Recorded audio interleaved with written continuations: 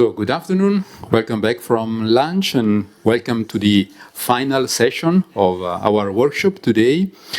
Our session is about moving the many concepts and ideas we have been discussing for 2 days into real products and solutions. So it's a panel where I would say the people involved in development are presenting their view. And by the way, it's the final panel that is hosting also the sponsors of the event. I'm pretty sure Paolo at the end of the session will provide maybe a few words about that. Just to start about myself, my name is Paolo Volpato. I'm based in Milan, Italy. I'm currently with Huawei and I work for the European Department of Standards and Industry Development. My background, as you may imply from the name of my employer, is in telecommunications. So Huawei is a big telecommunication manufacturer. And my specific domain is data communication. In short, sometimes it's called as datacom, so meaning everything which is related to the evolution of the internet and its technologies. And as the speakers this morning have already mentioned, both internet and its technologies are the foundational components and building blocks for digitalization. Now, before we get started, just some housekeeping. As the previous moderators during the workshop, I will advise the speakers when 5 minutes are left to the end of the presentation, meaning it's a kind of gentle warning that the presentation has to speed up a bit. The second warning will be when 1 minute is missing, which means please conclude the presentation and go to the final remarks, so just we can keep the timing. Now, as said, since it's the last panel of the workshop, we have to reshuffle a bit the agenda because there is at least one speaker that needs to go to the airport. So we will try to follow the agenda you have in the leaflet.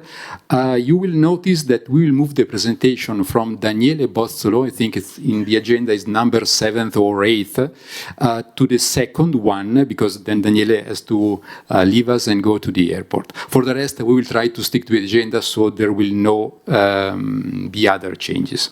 So that I invited the first speaker, which is Alvaro Borges from Moxa, for the introduction to IEC 62443. Okay, good afternoon, everyone.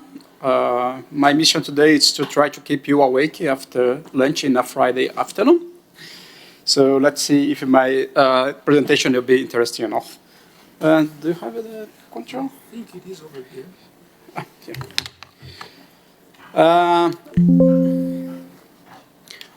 Okay, so who I am? I am Alvaro Borges. I am an application engineer in company Moxa. I work for Moxa since for 6 years now.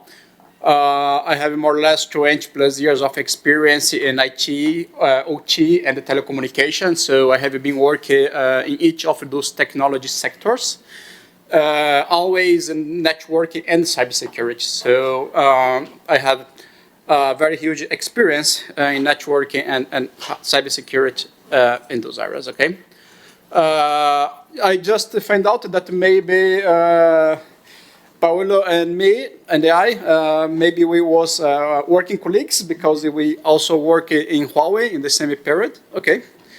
I also work for an Indian IT company called Wipro, one of the biggest IT companies in the world. Okay.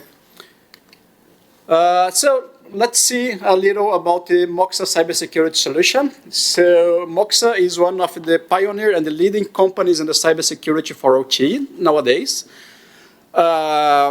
We used to say that in Moxa we have cybersecurity in our DNA, and it was not easy to reach this status because it was necessary a lot of investments. Okay, so everything begins around 10 years ago, and Moxa had to deploy and change a lot of its internal process.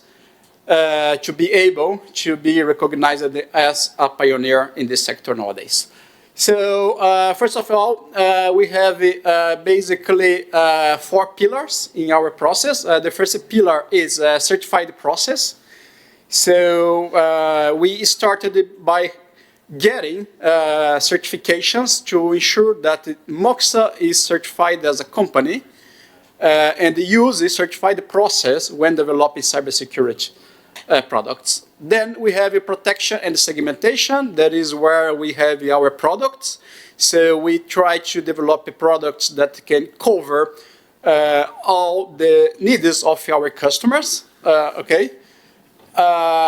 Then we also saw that what's very important in this market is, okay, you have the product, and now you have to maintain this product. Then there is new vulnerabilities, there is new patches, there is new version releases, and you have more than 10,000 Moxa devices installed. How do you control that?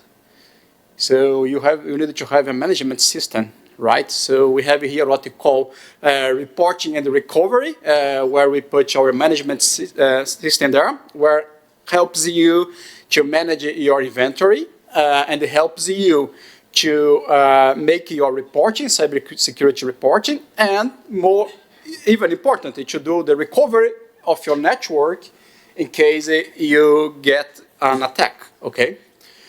And then we have another pillar that's called the threat and defense, because when we're talking about cybersecurity, we're talking about segmentation, firewall, constrain the traffic. But in Moxa, we decided to go a little beyond. Also implement systems like intrusion prevention systems, GP packet inspections, and concepts of virtual patching, okay? So it's even a less extra layer of security that we decided to implement in some of our products.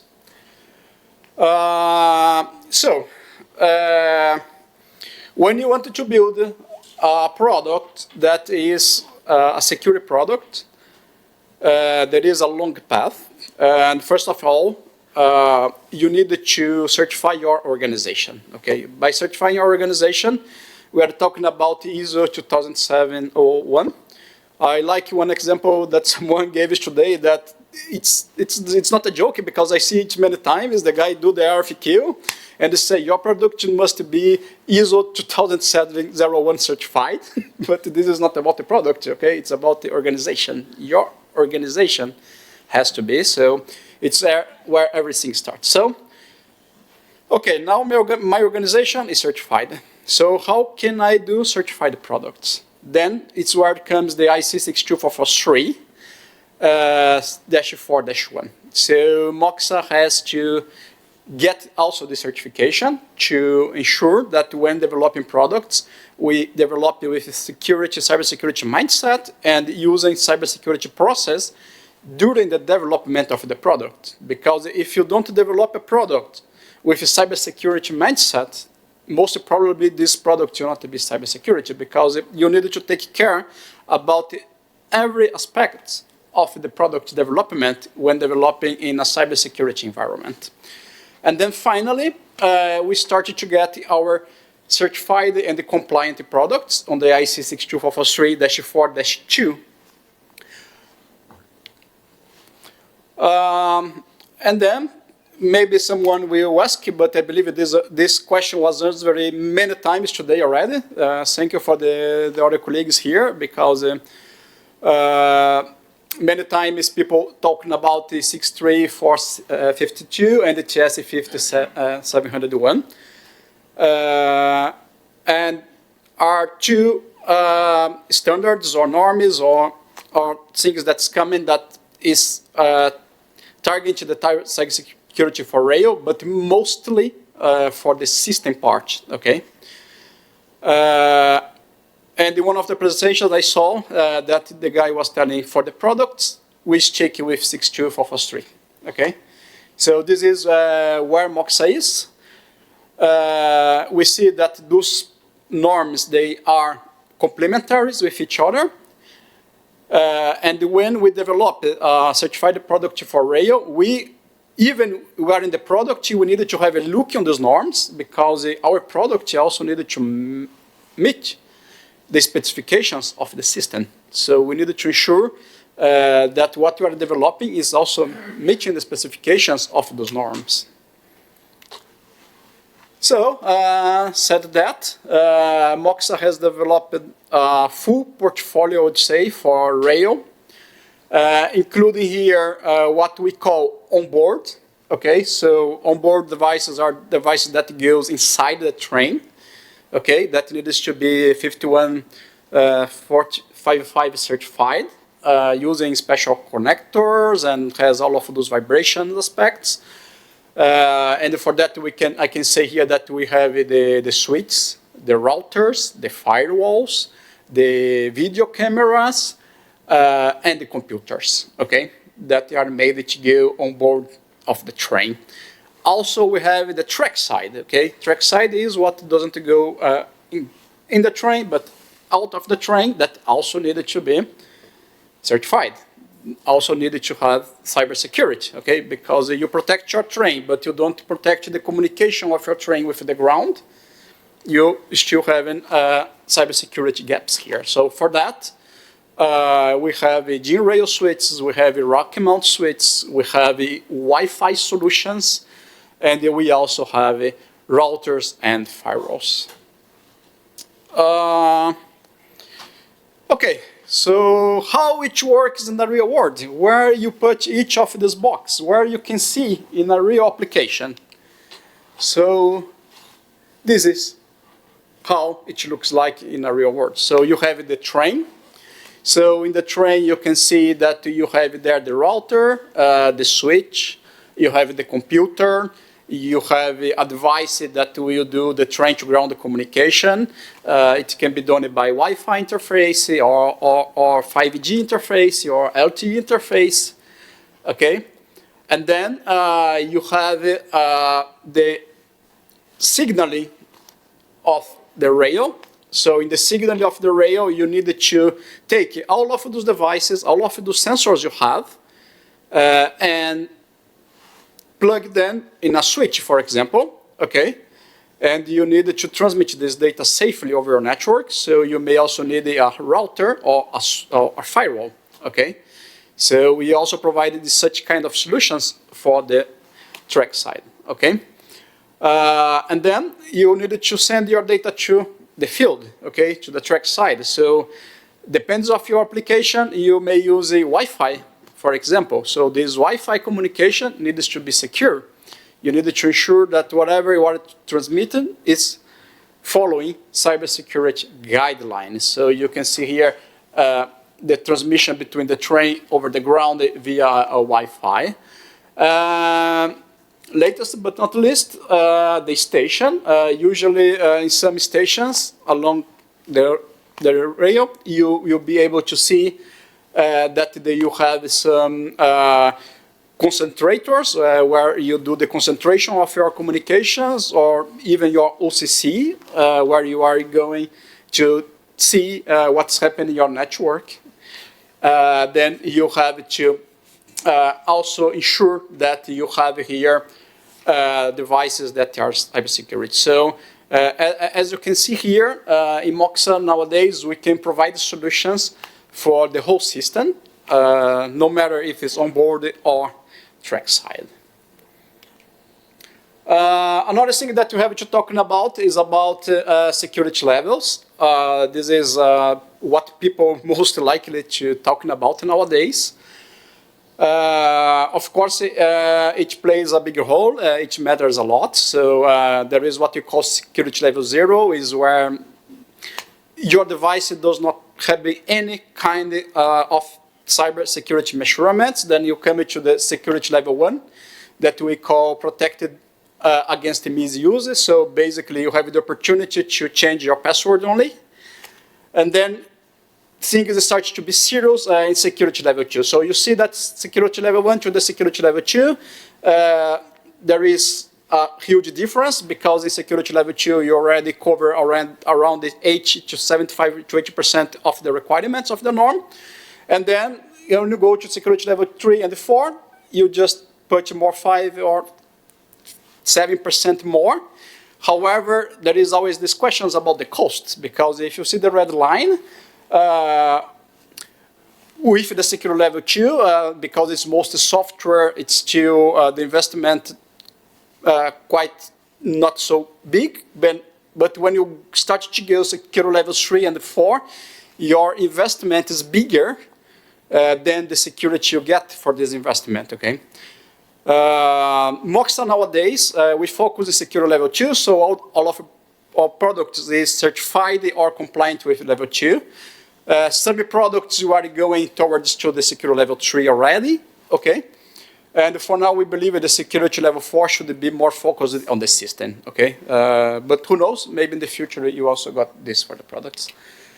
So, in summary, peace of mind. So when you have those kind of certified product, you have the compliance even with the NIS2 directive, designed for OT industry, ready to build it, risk management, giving you robust defense, minimizing the attack surface and the security posture, and finally the operations, because you'll be able to build reliable networks, cost-effective networks via threat preventions, and future-proof. That's all for me. Thanks a lot. Thank you, Alvaro. Thank you. By the way, you saved even 2 minutes, so we have plenty of time for the next speaker, that I guess is Daniele Bozzolo. He's going to speak about the evolution of the onboard train integrity monitoring systems. So Daniele, please join us on the stage. Thank you.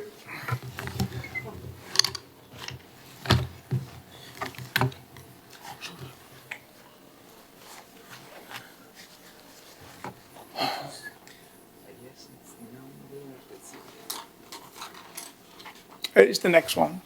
Go down. The 25. Yes, that should be the one.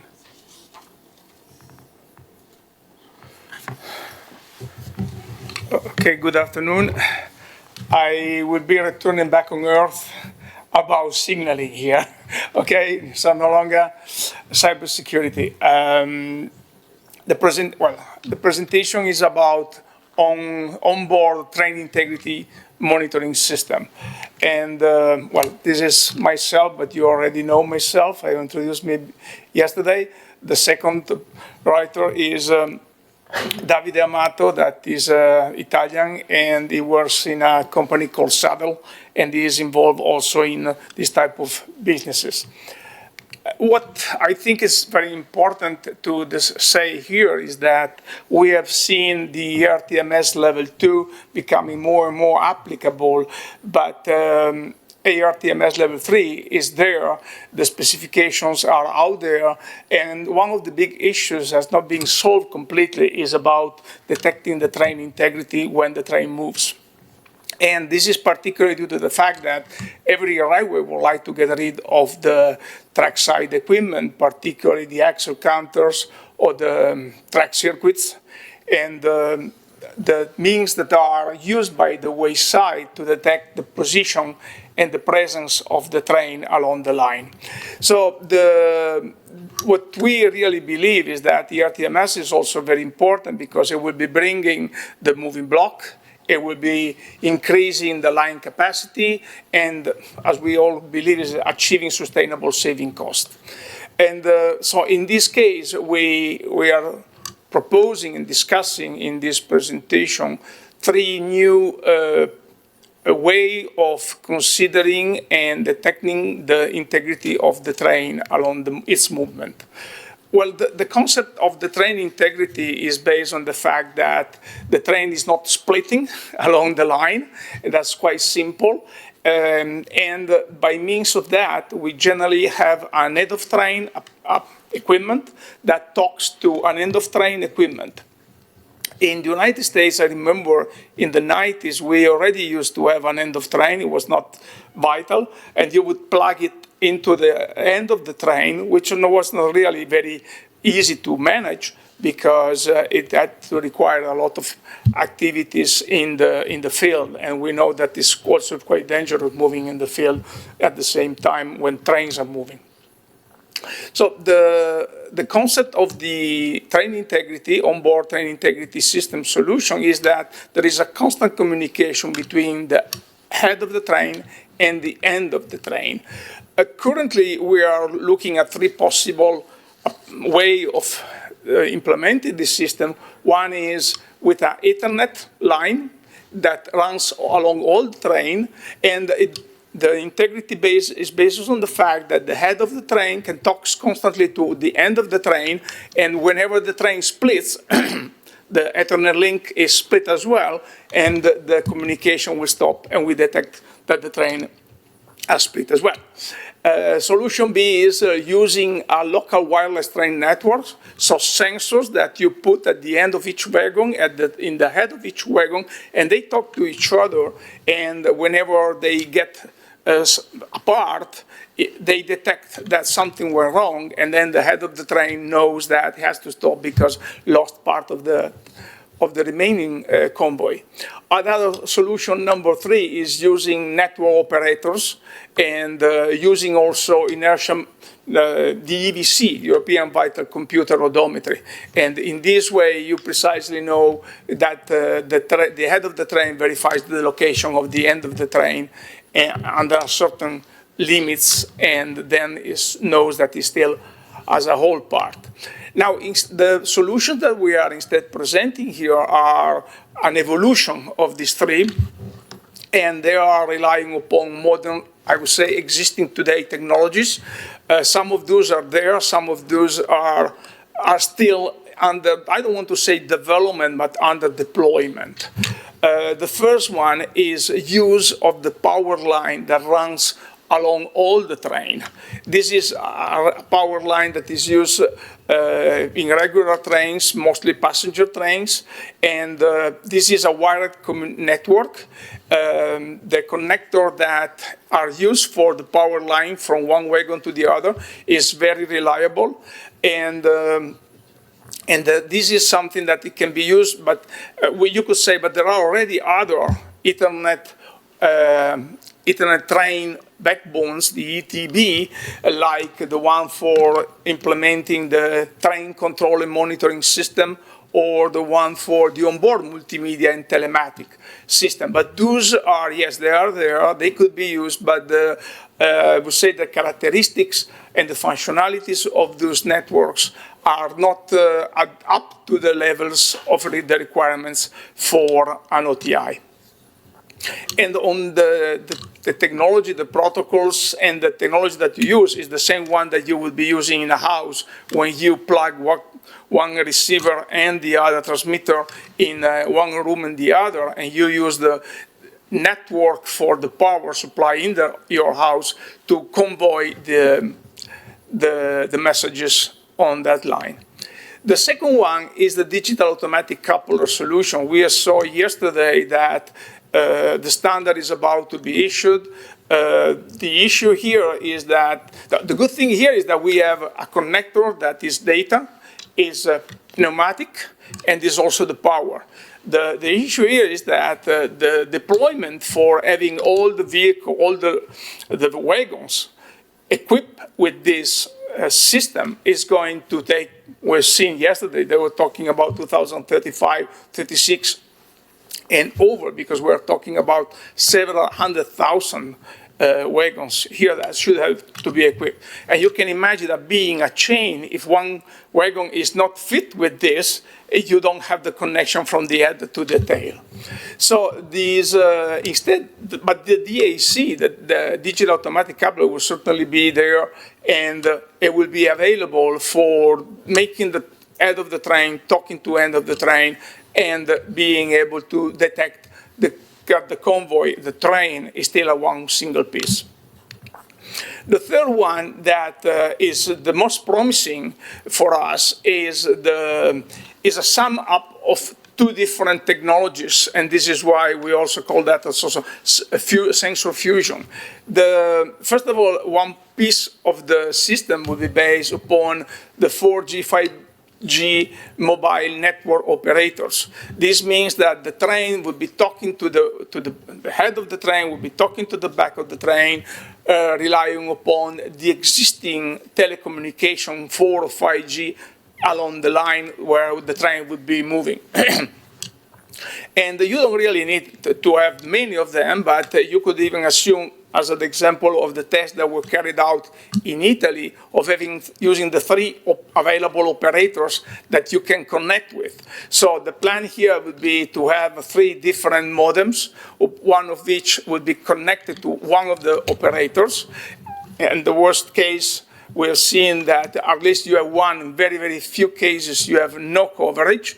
And this would really allow you to be able to perform the communication between the wayside, the train to the wayside, about the consistency of the train itself. Sorry, can I get back here? Too quick.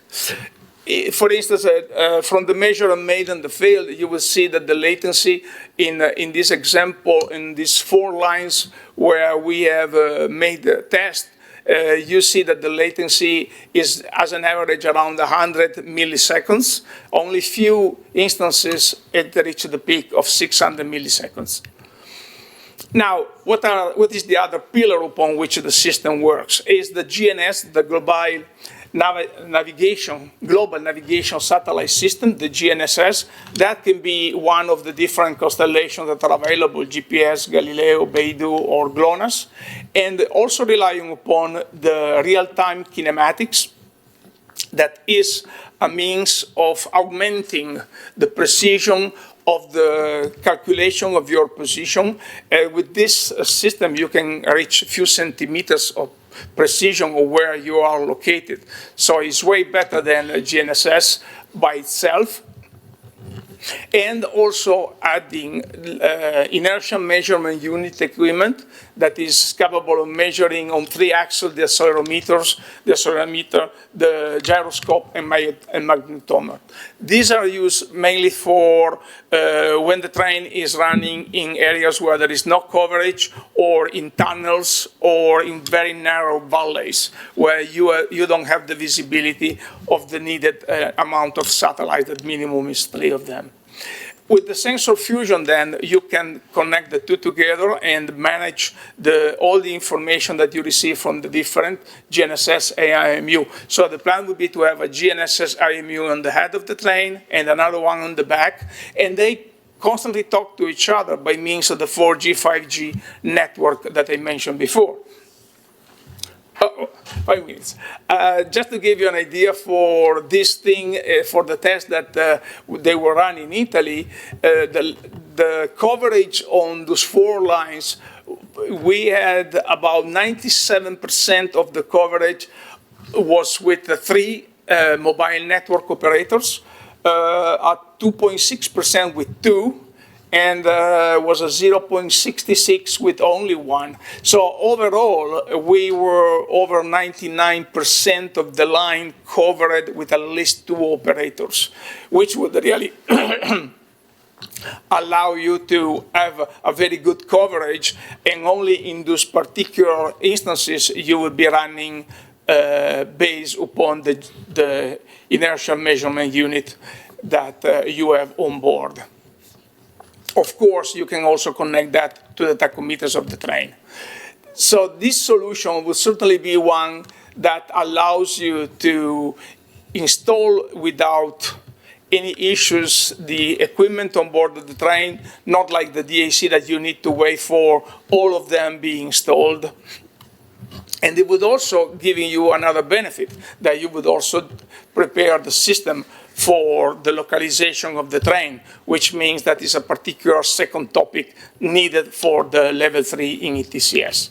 So if we try to compare the different solutions that we've seen before, in terms of capital expenses, certainly the DAC is quite more expensive than the other 2 solutions. We consider the power line and the 4G inexpensive, particularly compared to the DAC. In terms of operational expenses, they would also be inexpensive compared to the DAC. recurrent train customization, we consider that the DAC once is done and the 4G, 5G when it's done is already there. So you have no train recurring engineering for doing that. Meanwhile, for the power line, you might have to do some reprogramming of the network. Oops. For the operational deployment, as I said before, the AC is going to be way in the future. Meanwhile, the others could be implemented reasonably soon. The physical security is very low in terms of extension of the network and the system that would be involved to implement the overall calculation of the train integrity and the location of the train. In cybersecurity attack surface, certainly power line is very low because it's a very defined area. Like the DAC would be high because it's extremely good field. It's closed and very difficult to hacker. The 4G and 5G would certainly be quite low. It would be very sensitive to cybersecurity. For the plus, again, for the last solution would really still be the fact, as I said before, that the train would be able to detect on its own its location with an extremely good precision. And the other thing is that for application fields, the power line solution would be applicable for EMU and DMU, while for DAC we have the freight trains because we know that that's the solution. And for 5G, instead, that could be applicable to any train. So it would be okay for any passenger train or for any freight train. I guess I am finished. So. Thank you. Thank you, Daniele. I don't invite you to join us because I know you have to go, right? So thanks. And the next speaker is Omar Benjumea, Silus. No. I'm going to sit here because... Okay. So the topic, Omar, is Silus One Rail Tech Security Platform, right? A little touch.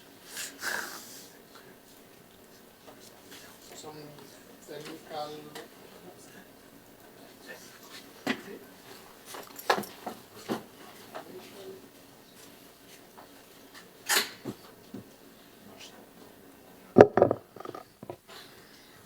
Okay, and...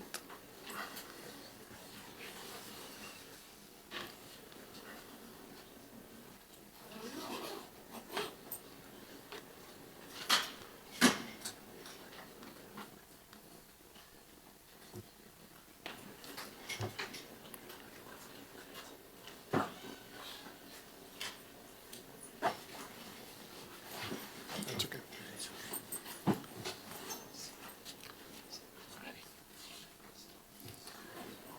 Okay.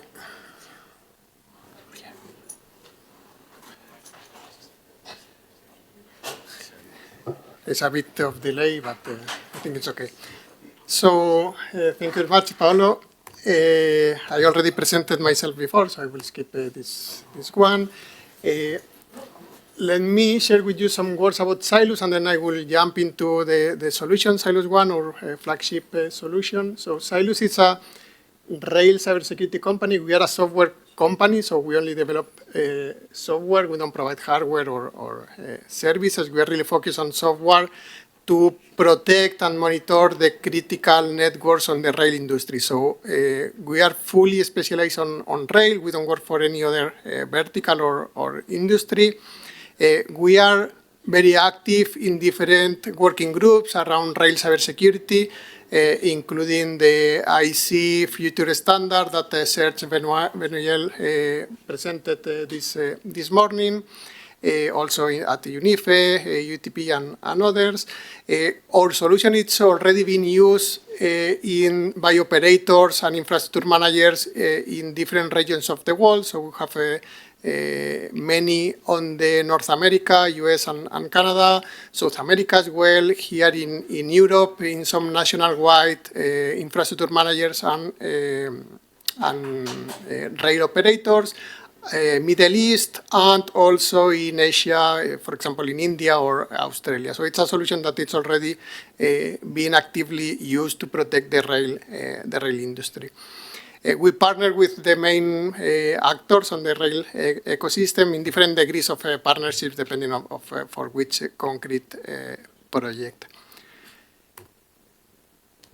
Our solution, the scope of Silus One, it's to monitor, as said before, the critical networks of rail. So that includes basically all what it's, all the networks and all the systems that can impact the operations of the rail. So the onboard networks, TCMS, multimedia, auxiliary networks, and also the infrastructure side networks, so including signaling networks, including tunnel and ventilation, including depots, including stations, and so on and so forth. So anything that can or could have an impact on the operation of the trains are networks that we are monitoring. So what we are not monitoring really are the IT pure networks, like the corporate, that are not different in rail than in other industries.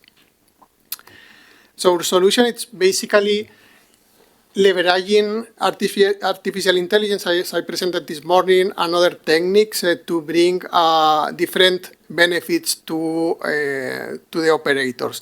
First of all, it gives visibility, because for operators, being rail a multi-layer, a multi-vendor ecosystem, a lot of times it's very difficult to understand what they have on their networks and on their systems. So many times it's a black box what they get from the vendors, and we provide visibility on which assets are communicating on those networks, which protocols, who is talking with whom, and also we give visibility on what is the security posture. So what are the vulnerabilities that are affecting those assets, and what are the main architectural challenges or vulnerabilities that might be used by an attacker to do an attack on those systems.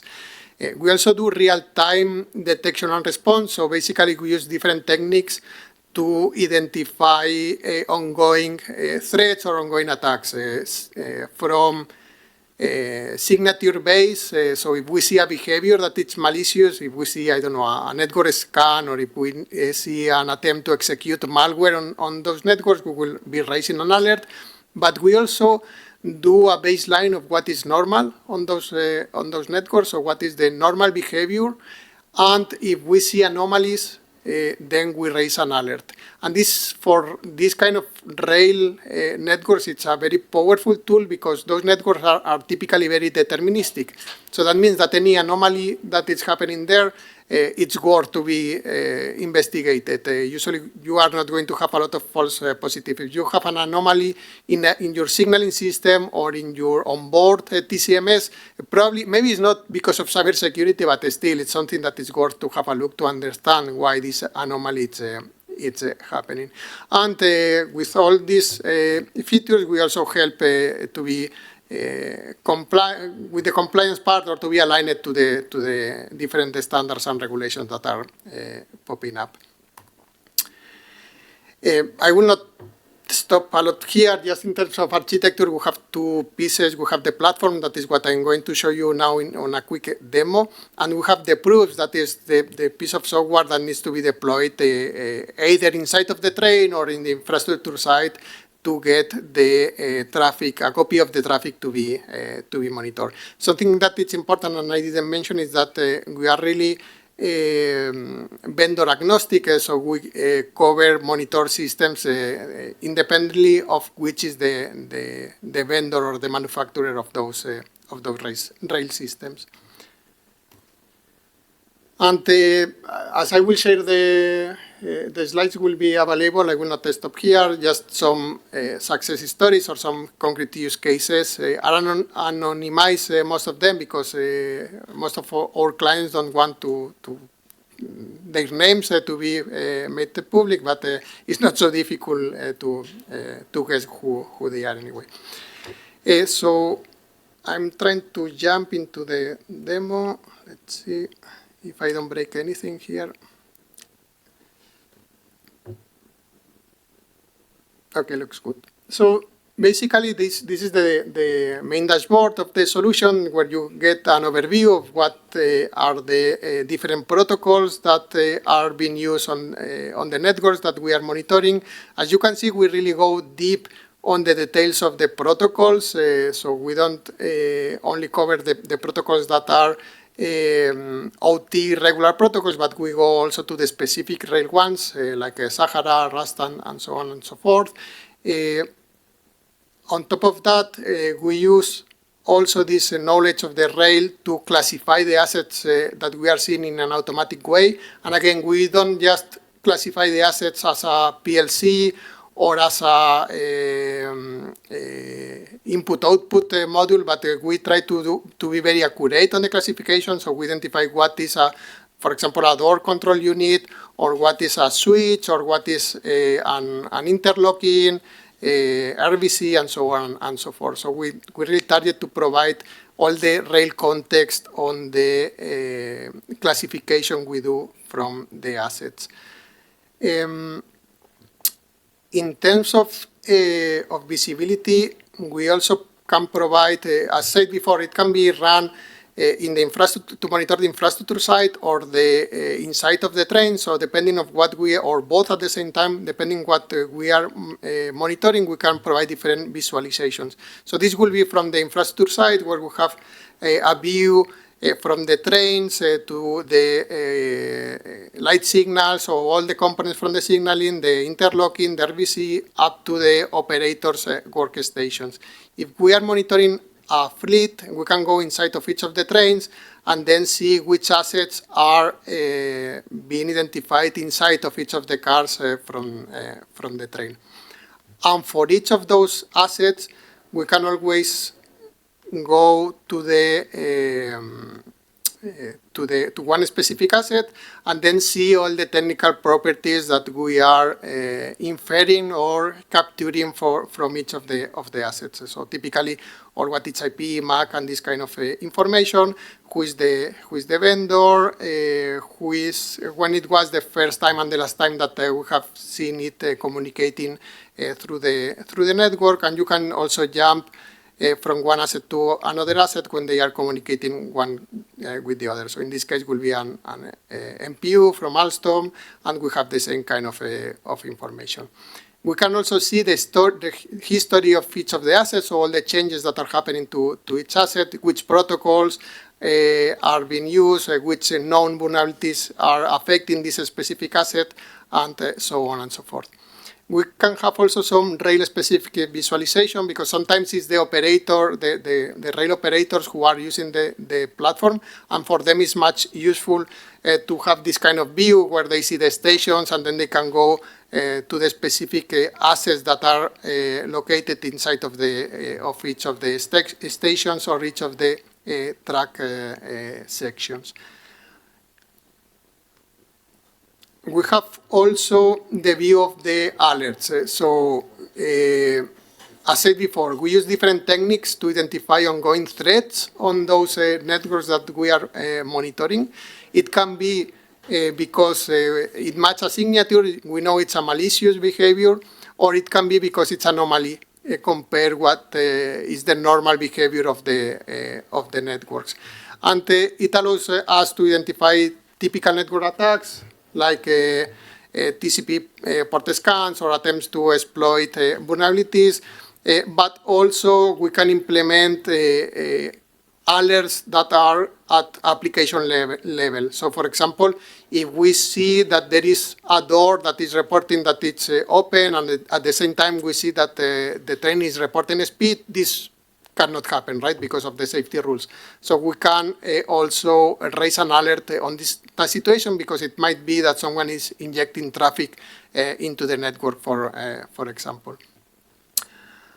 And the last thing I want to show you is that we, as said before, we also provide visibility on what are the different vulnerabilities that are impacting to the assets that we are seeing on the network, and we provide a classification of these vulnerabilities on what is the criticalness of the vulnerability, considering the rail context. So if there is a vulnerability that is impacting an interlocking or a CCTV camera, we will be changing what is the priority to fix this vulnerability, considering what is the impact of the vulnerability, so it's impacting, for example, the confidentiality or the integrity, and what is the role of this asset. Because confidentiality will be much more important for the CCTV camera, while integrity will be much more important for the interlocking. For example, we also take in consideration that factor. And I'm saving some time for questions later, so this is it. Thank you very much. Thank you very much.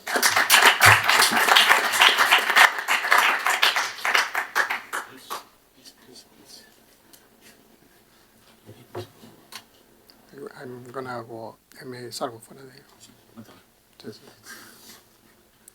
So let's solve the technical glitches.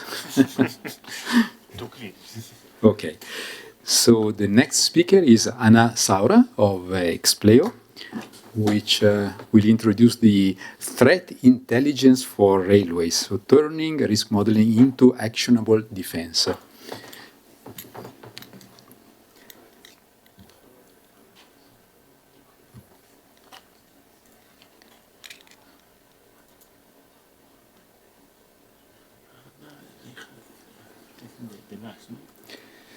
Yes, I think so.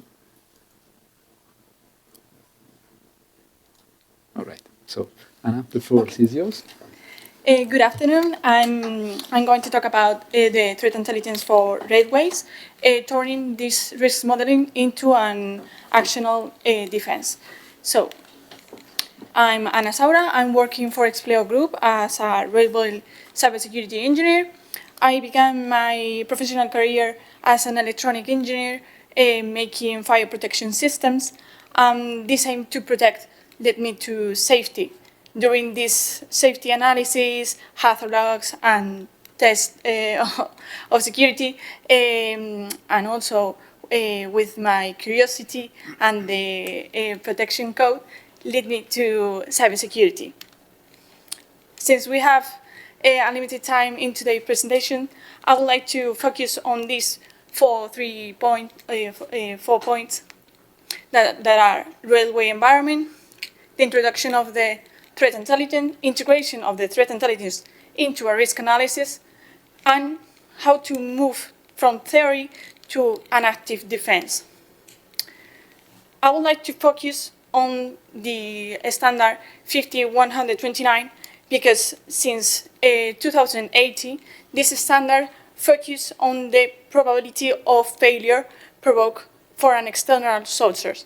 So, if we take into account this concept, we are able to analyze how the essential functions of safety could be affected from a threat attack. So, these essential functions are linked to these 5 main blocks of systems on railways that could be interlockings, SCADA systems, ATC, radio box centers, and the human interfaces. Nowadays, we all know the current challenges that we have in cybersecurity that could be the secure communications, high connectivity, but there are some aspects that are often overlooked. For example, we have the legacy systems that provides, in some cases, a lack of system isolation, the EP network dependence that we are having all our network connected in, for example, the radio block centers, but this is translated into a vulnerable network. Then we have the remote access for maintenance that in some cases is a good point, but for cybersecurity implements a huge attack surface that I will explain how to fix it later. So, first of all, what is the threat intelligence? The threat intelligence is the process of collecting and analyzing all the emergency threats that could affect an operational systems. In our case, the railway systems. This threat intelligence could be divided in 4 basic pillars.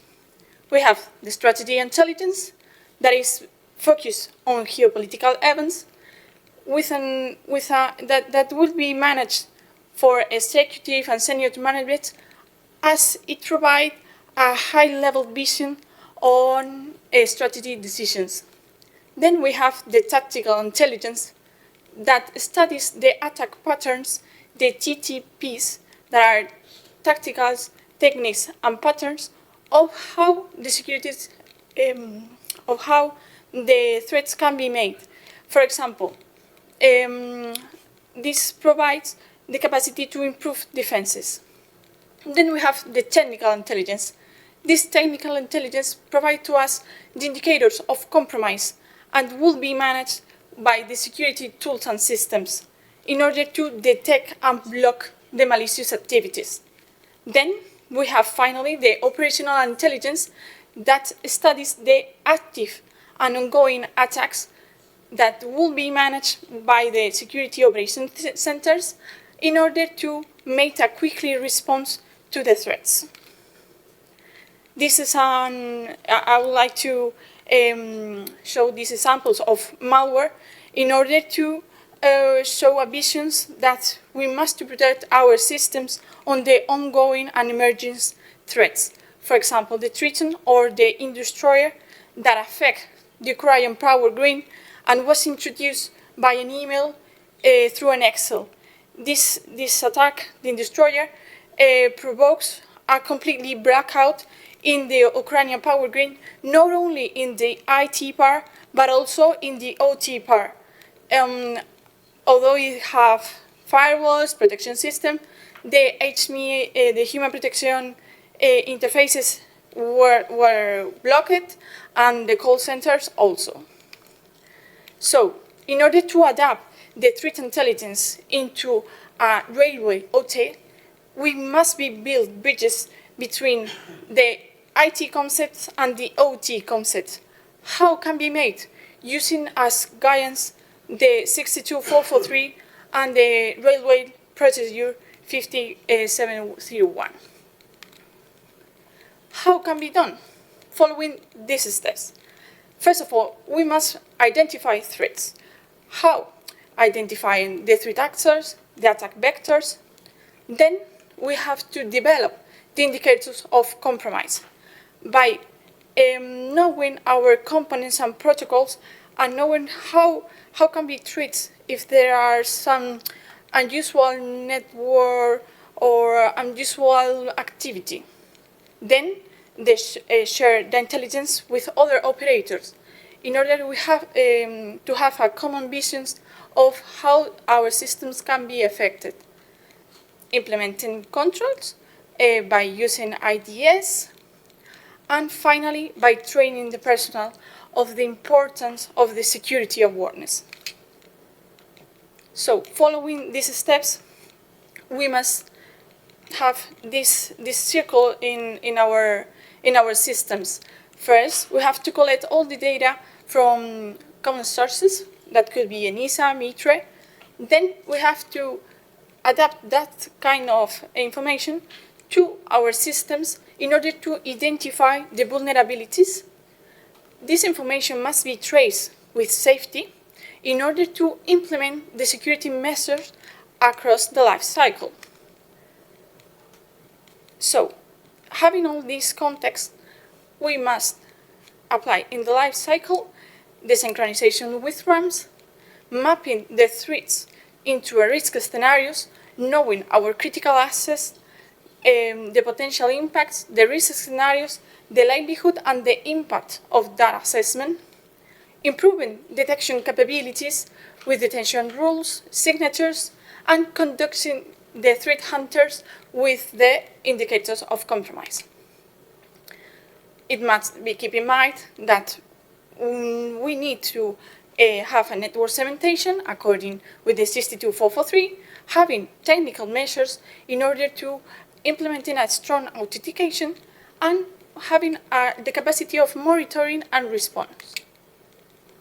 Why we must have that network segmentation? As I mentioned before, if we have, for example, remote access, our attack surface will be bigger. But if we have these zones and conduits, we minimize that attack surface and we are having an infrastructure more secure. For the technical measures, we must validate the integrity with checksums, message codes, having a channel encryptions with the standard 50/159, and also the algorithms encryptions. For the strong authentication, I love to use these 3 points. Something you know, that could be a password, something you have, that could be a token or a card, and something you are, that could be a Face ID or footprint. For the active defense strategies, we have to have these 4 points: the intrusion detection systems, the threat intelligence as a current system of collecting information, having a monitor of the security incidents, and also being able to mitigate those security threats. So in order to conclude all these concepts, I would like to resume this in 3 steps. First of all, we have to establish a program in order to collect, analyze all the 3 data and making our risk management using, for example, the 62443-21. Then it is important to have a realistic point of view of those those theoretical data that we collect. How? By using the penetrations testing. So with this theoretical part and the penetration testing, we have a realistic version of our threats. And finally, having a transition to an adaptive defense in order to implement an automated response and a behavioral analysis of our threat management. Thank you.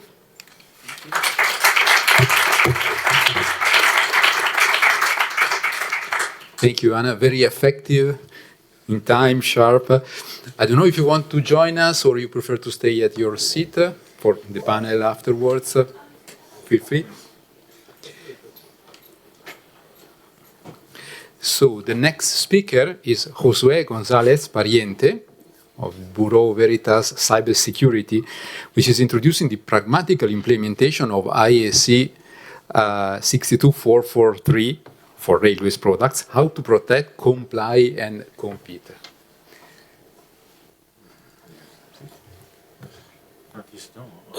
No, I changed the title.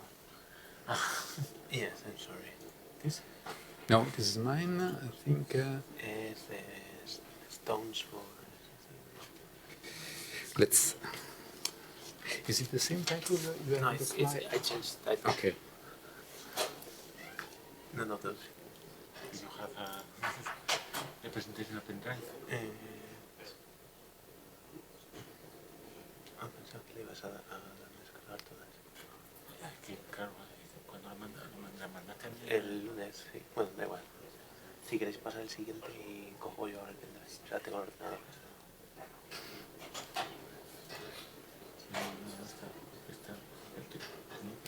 If you want... No, typical stone. Yeah. Okay. Sorry. Okay. Yes. To check that everything is working properly.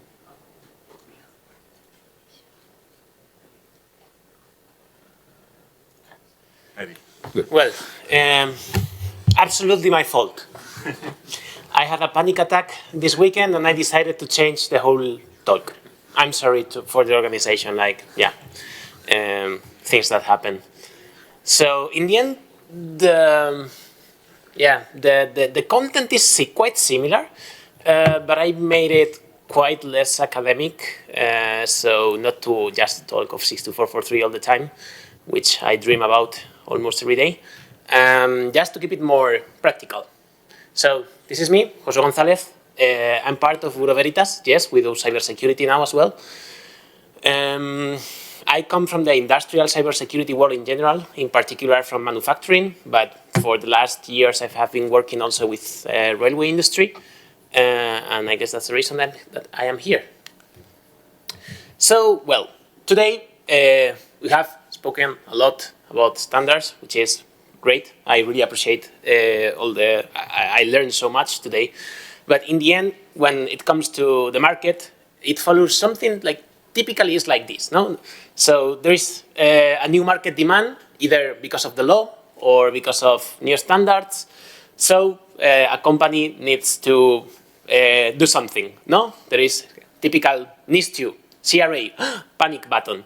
So we need to do something. So next, you try to develop a cybersecurity strategy and decide, okay, what am I going to do? I'm going to certify with which products, etc. Then design a process to do it, because it's not so easy. You have to make processes, documentation, go to audit, in that case, or go through testing, cost money, because we don't mention that too much, but everything costs money.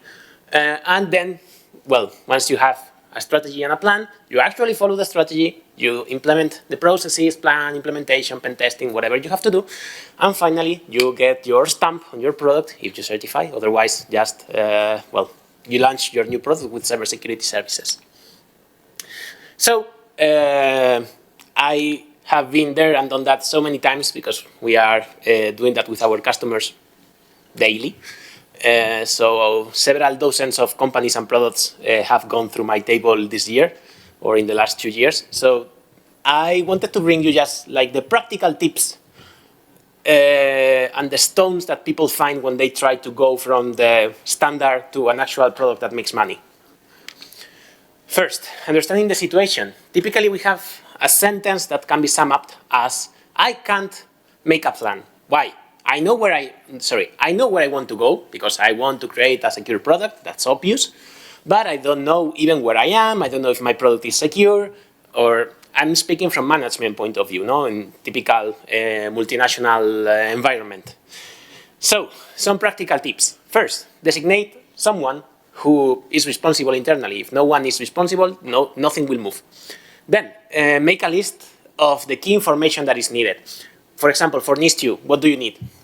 Size of the company, revenue, and country. Those 3 parameters are enough to determine a lot, for example, about the law. For CRA, type of product, support, etc. So some key data that you need at least to have a slide that you can present to the board. Then, it's impossible to gather that information on your own, so you go and ask for it to other teams. Don't feel bad for using AI to digest complexities. Sometimes this ends up with tons of documentation, hundreds of pages, product documentation, etc. So just use AI. I was using GPT-5 from Copilot this week, and it is just amazing, the level of intelligence and easiness that is to digest so much complexity in terms of documentation, especially in these hyper-regulated environments. And well, I will be putting the look for an expert partner to help at the end because, yeah, I have to, but I won't mention anymore. So, typical stone 2 on the way. Yes, I have a plan. Now I know what I want to do, but I don't have the team to execute it. This is super common. Why? Because trains are not made for cyber, but cyber is for trains. So we are not the main part of the business. No, cyber is a cost or an investment, depending how believer you are. So, quick practical tips for that. Look for willingness to learn internally. First, try to do it internally. It's good. Someone has to be accountable or responsible for it, so try to do it internally. Then, obviously, nominate people and try to incentivize. No one wants to have more work. No, it's like we are here engineers and someone comes and say, hey, now you are also going to do finance. Come on, you are interested, no, in finance, you like finance. Nah, so at least try to incentivize some way, either with trainings, with certifications, with money, whatever, so that it doesn't feel just like a new stone on my back, like, okay, I have already these engineering functions and now also have the security functions, which is, no one likes it. Then, train the workforce. It's fine to train on the theory, we need it, but we also need to train on the practice. And for that, it's good to count on seniors.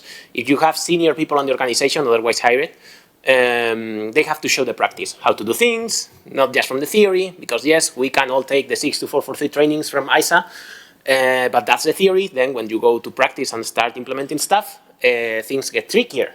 And doing requirements and the actual interpretation of CR 2.4 is not so easy.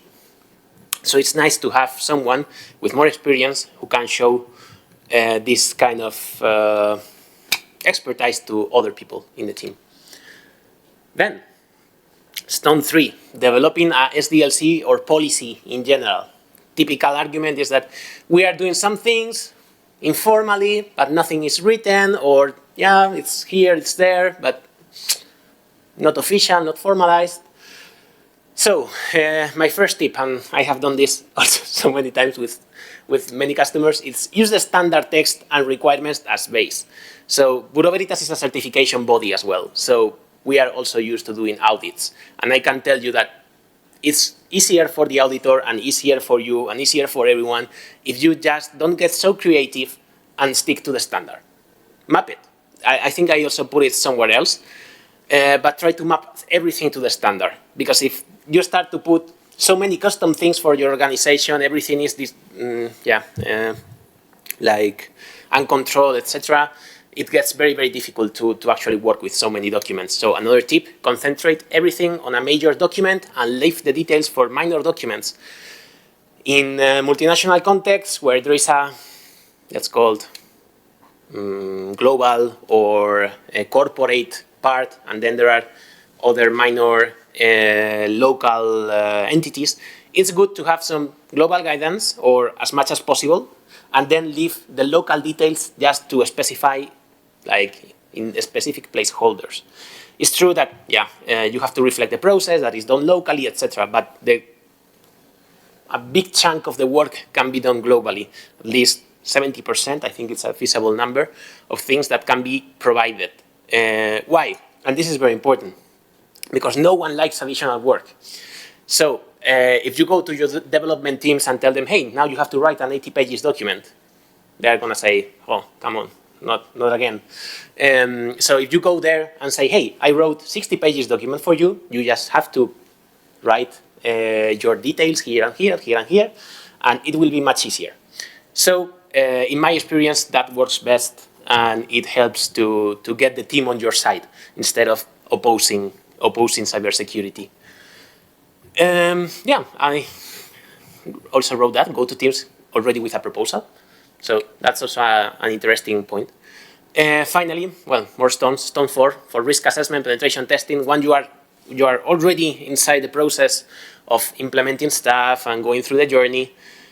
Okay, typical thing. I don't have a methodology. I don't have the team. I don't have the time, or I don't have the money. I don't want to do it. Why? Because if you are a rail company, your business is rail, not cyber. So you typically don't have as many resources to do cyber. So some tips to make it less painful. Stick to best practices and to public guidance. There is no need to reinvent the wheel, as we have seen during the day. There is no need to think so many times every time in each company about how to do threat model, about how to do risk assessment. Come on, just follow 6244332 or other standards that are public. That's the reason that they are public, for you to follow. It simplifies things. It also is easier to make it exchangeable between different companies, or for the consultants, if you do it externally, it is easier to understand if you have something written and that is follows as closely as possible to the well-known things. Also, of course, document a repeatable methodology. We have seen places where there is no methodology, there is nothing written, risk assessments are doing ad hoc, pen tests are doing ad hoc, everything is doing ad hoc. So that makes it difficult. It's nice to have something written, at least the basics, or the base of how to do stuff, and have examples. And probably the most important thing is to follow the KEYS principle, that is, keep it simple, plus another word. So yes, no one likes complex stuff. Absolutely fine with the 5 minutes. I only need one. So try to keep it simple, really. There is no need to overcomplicate things. Cybersecurity is not so difficult always. And in the end, as I was discussing with some of you before, the same cybersecurity issues happen in every, like, network connection, authentication, integrity, and three, four, five more things are always the same in every product. So the more simple you keep things without so much complexity, also organizationally, it's easier to work. And finally, if you decide to go to an audit or to a certification process, it usually turns out something like, we have followed the process, but I am not confident to pass the audit. No? Like, it is the exam, everyone gets nervous. Whenever they see the Bureau Veritas logo, they start to panic and say, we have an audit. No, well, sometimes it's an audit, sometimes it is just consultancy, but audits scare people, and really it's not so bad. There are many things that you can do to be ready for an audit, like you study for an exam, now that we are in the university. So first, stick a map to the chosen standard. If you are going to be audited about ISO 27001 or 62443 or whatever, try to have things already mapped to the standard. Because when the auditor comes and he's going to just follow the standard and he asks, can you show me where do you have the process for whatever? If you don't have, you know he's going to ask that because it is on the standard and you don't have it mapped, you don't know where it is, it's just going to be a mess. So the auditor is always doing the same steps all the time, 1,000 times. So if you prepare in advance the things that he's always going to ask, it's better.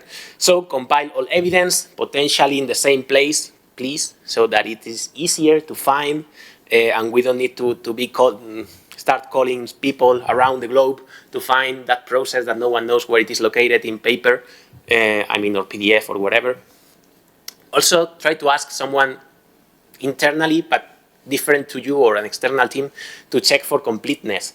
That is, that you are not missing anything, that the documents are there, to try to practice a little bit the exam. So this is nothing too different from how you study for exams. And finally, be ready to make quick fixes during audit. You can absolutely do it. You can, so especially with 62443 audits, you can fix the stuff. So the auditor says, hey, I don't like this very much. I think you are missing some points. You can actually change it before the next meeting and submit it again, and the auditor will say, okay, now it's fine. So be ready to do that, to have someone that is on top of the process, someone who knows, someone who is able to answer the auditor. And in the end, it's not so difficult. The auditor does not want to fail you. The auditor is generally interested to make you pass, of course, to follow the rules. But in general, we are happy to make people pass. So it's relatively easy. So I will skip the slide, why Bureau Veritas cybersecurity. Well, I had to add it, but now you know that Bureau Veritas also does cybersecurity. For some reason, historically, probably, we are very focused on the railway sector. Most of our customers are from railway. And, well, I think we can help some people with that. And that's all. Thank you very much.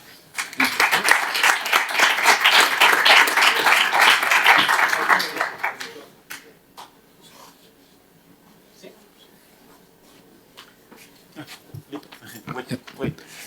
So I would like to invite you on at the desk, but we have run out of chairs, so probably we can host you during the panel.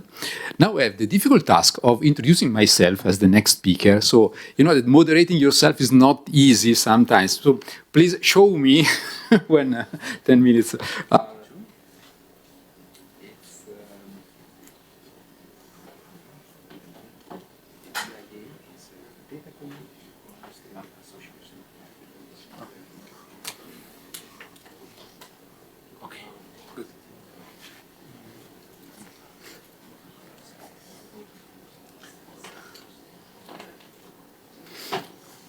Okay, good. I think I can start. So I've already introduced myself, Paolo Volpato of Huawei. Today I'm speaking on behalf of an association, new association actually, called the Datacom Industry Association, or DIA, and I'm specifically introducing what we have started to do with the FRMCS. Now, I think we all know that digitalization is happening everywhere, in every sector. The point is that we have noticed that very often when we speak of bringing the digital technologies or move the processes to digital, well, every sector deals with that on their own, with little or no exchange with the others. And that happens also towards us as people coming from the ICT domain. So starting from that observation, several organizations, including mine, Huawei, decided to start working on the idea of launching a new association, which is actually the DIA that I'm going to speak about. I can simply skip that. So we'll talk about the DIA as an association, the structure, the mission, the objectives, and we will zoom into one of the activities, which is the, let's say, initial discussion around FRMCS deployment. Now, I meant the idea is that through the new association, new industry association, we are trying to allow people from ICT and vertical industries to meet and cooperate. Why that? Because we want to, let's say, raise the tone of the datacom industry in Europe, and through that establish a place and allow people to mingle and work together on common objectives. Those objectives meet and collaborate on bringing ahead the digital technologies or digital solutions into the different vertical industries. The idea is also to create a kind of critical mass in front of the regulatory offices. So we want to raise our voice and say, hey guys, we can provide suggestions on moving on digitalizations, and also bring back the requirements from the vertical industries and maybe go to other standards developing organizations dealing with the evolution of the digital technologies themselves to bring ahead the evolution, as I mentioned before, of the internet, for example. The evolution of the network can be a bit different if you're looking from the mobile operator's perspective or from the vertical industries. We used to have a motto, so DIA is where networking meets verticals, and clearly do something to cooperate. The mission is given by the first sentence in the slide, so to create a smarter, more resilient, and sustainable future for the European industries. We're trying to do that through three main targets. Promote technical cooperation, so we want to bring ahead the use of digitalization and foster innovation. Drive advocacy, as I said before, to be able to represent the interest, the common interest of all industries in front of the institutions and the regulation offices at the European level, and also showcase the usage of new digital solutions, because it's important to show how they are effective in solving the typical issues of every and single industry. Now, a word about the short history of the DIA. It was officially created in December 2024, and it was, I would say, officially launched the past Monday. So a few days ago in Germany, in Munich, there was an event that collected all the interested stakeholders, and that was the official presentation and official launch of the DIA. You see here the breakdown of the different organizations being either founding members, so the organizations who actually signed the initial charter, or full members, organizations that eventually joined the DIA. You see they are coming from different countries in Europe. There is also an organization that does not belong to a specific country. They consider themselves as European, so you see EU in the list. At the moment, there are 32 organizations which are active in the DIA, and more will come for sure. One important thing is that in the DIA, there is place also for individual experts. You can join as an organization, so full member, but also as an associate member, meaning an individual. Can be, we have several examples of university professors, researchers, or even professionals that decided to join the association. A word about the structure. Clearly, there is at the top one management layer, so the board that represents the interest of the different stakeholders. They are coordinated by a chair. And the work of the DIA is organized through working groups.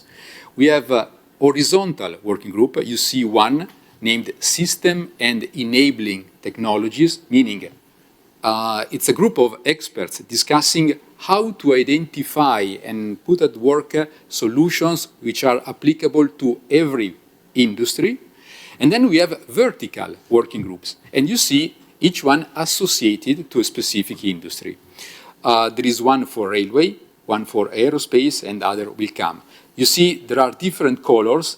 The dark red means the working group is already active. The pinkish color means that the working group will come later, at the later stage, and then there are also other possibilities. You see railway is surrounded by the icon of explosion. Why that? Because railway was the first working group introduced, and that was, let's say, officially started. And the reason for that is that the DIA believes railway is a very critical industry to move ahead with the digitalization. Speaking of the railway working group, as I said, the DIA is very new, but between the creation, the inception, and the official launch at the beginning of this week, the railway working group already started some activities. I would say they're still quite informal, but yet there is something that can be shared. At the moment, the working group that does the target of identifying emerging ICT solutions and bring them into the railway space, into the railway sector, has identified 5 topics. The first one is cybersecurity, and Professor Martin Rind already introduced the topic this morning.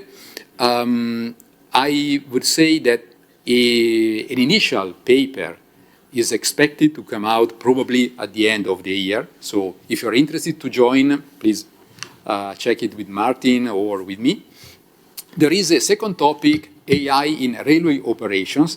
That is a work stream just started. So if you are interested in that, please feel free to join. The different topics, I would say, have been identified, but there is something that can be contributed on that. Then there is a third work stream, which is FRMCS, and I'm going to discuss it in a minute. And I hope to be in time. I don't know if anyone is checking the time. I hope probably to have a few minutes more. 7. Sorry? 7 minutes. Okay, 7 minutes to go. And then we have a couple of other topics that are expected to come out probably during the next year on multimodality and digital twin. That's not all. So if anyone wants to join and contribute, there is space to identify other work streams, especially for the next year. Now, you see the different colors again means in green, those work streams are active. In white, they will come. Now, let's discuss FRMCS. I will spend probably a few minutes here because this is one of the slides we are currently discussing in the work stream. We have discussed FRMCS through the presentation of Peter Groschke yesterday. Peter is the chairman of the ETSI working group dealing with the standardization of FRMCS. We expect that sooner or later, the infrastructure manager that today have, as represented at the top of the slide, a GSMR network will introduce something new related to FRMCS. So ideally, the infrastructure manager will move from the continuous coverage of a track made by a few GSMR antennas, and on purpose, we have removed all the technical details. You see that there are no indications about the intercell distance, the radius of the cell. At the moment, we don't want to address those parameters because this is part of the technical discussion. We want to, let's say, cover the analysis on a wide basis, also including the operational and economic parameters. But so the infrastructure manager will move to the current situation to a new one, maybe reusing the same infrastructure, meaning the same antennas, the same masts, and will start introducing, for example, radios to handle the new frequency, which is represented by the red dashed circle at the top of the antennas. That is one possibility, of course. The point is that introducing FRMCS, as Martin explained, which is based on 5G, means that probably the radius of the new antennas is smaller. And we may have some gaps from one cell to the other along the track. Is it manageable? Yes, of course. The train will continuously switch from GSMR to FRMCS when it is in coverage, then back to GSMR and so on. That is a possibility, of course. Probably it's not very effective. The general assumption is that probably the infrastructure manager will move to a different approach to close the gap between one cell and the other, and then moves to the red part of the slide. So it could introduce new antennas to provide the full coverage of the track. Clearly, there is, with some difficulty, there is the operational issue of placing new antennas. That's one option. So the next option is, well, maybe there is a network operator, a mobile operator, who already has antennas deployed rather close to the track. So we may go to the MNO, have a discussion, and establish a roaming agreement and use their infrastructure to carry the services. Or there is maybe another possibility, which is to share the same infrastructure. In the mobile network operator space, that means RAN sharing or multi-operator core network, as you prefer, which means there is the opportunity and the need to share the infrastructure and clearly also increase the complexity of handling that case. There are options, there are different possibilities. Thank you, sir. Now, this table is absolutely not complete, and it's the subject of our current discussion. So through that analysis, we'd like to provide the infrastructure managers some key elements to decide. I'm not going to discuss it, not only because I don't have the time to do so, but because we need more input to define the different possibilities, to help the infrastructure managers to decide. Am I going to deploy the full infrastructure by myself? Good, it's everything developed and deployed in-house, but maybe we don't have the knowledge to run a 5G network. Is it roaming? That's probably a good case, but there are some compromises you need to handle. Probably reliability is not as high as having your own network. And then the third case, RAN sharing, well, more complex, but maybe you're able to support the quality of the service which is necessary for FRMCS, and probably you are also more reliable because actually you're having two networks in parallel. Please feel free to join if you're interested in the topic. Just to give you the outlook on where we are going, that is the set of topics we'd like to analyze. And just to give you an idea of the timeline, we have just started, and our idea is to be ready with some draft material by the beginning of the next year. So we have a few months ahead of us. Concluding, if you are interested to get involved in the DIA, there is the website, datacom-ia.eu. If you register either as an organization or as an individual, for 2025 is completely free. For the next year, I don't know because the board will decide whether there is a fee to pay for organizations, but individuals will never pay. And there is a special agreement if you're part of a university or of a research institution. Basically, the membership will be free. Probably we'll ask maybe the time of a student to collaborate on projects and so on. And that is it. Thank you so much.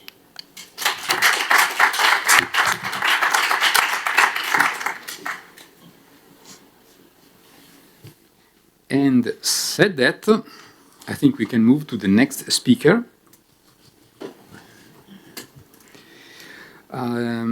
So we were expecting to have Lorenzo Benedetti of Eurotube at our panel, but he sent a message that for unforeseeable reasons, he cannot be with us.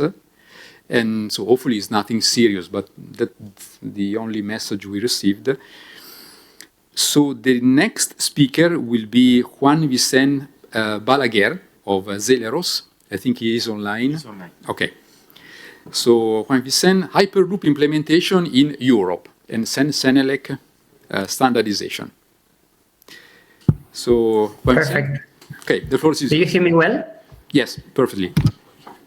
Perfect. So I will share the screen so you can see it. Wait a moment. And here you should be able to see it. Wait a moment. Here.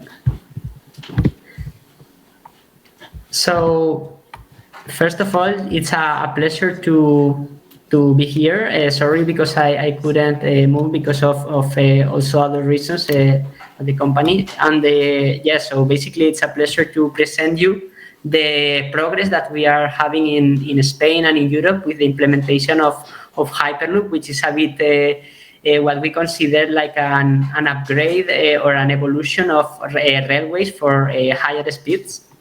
And in this sense, I will briefly comment first that I'm part of Celeros, which is the company, one of the companies that is developing this system of transportation.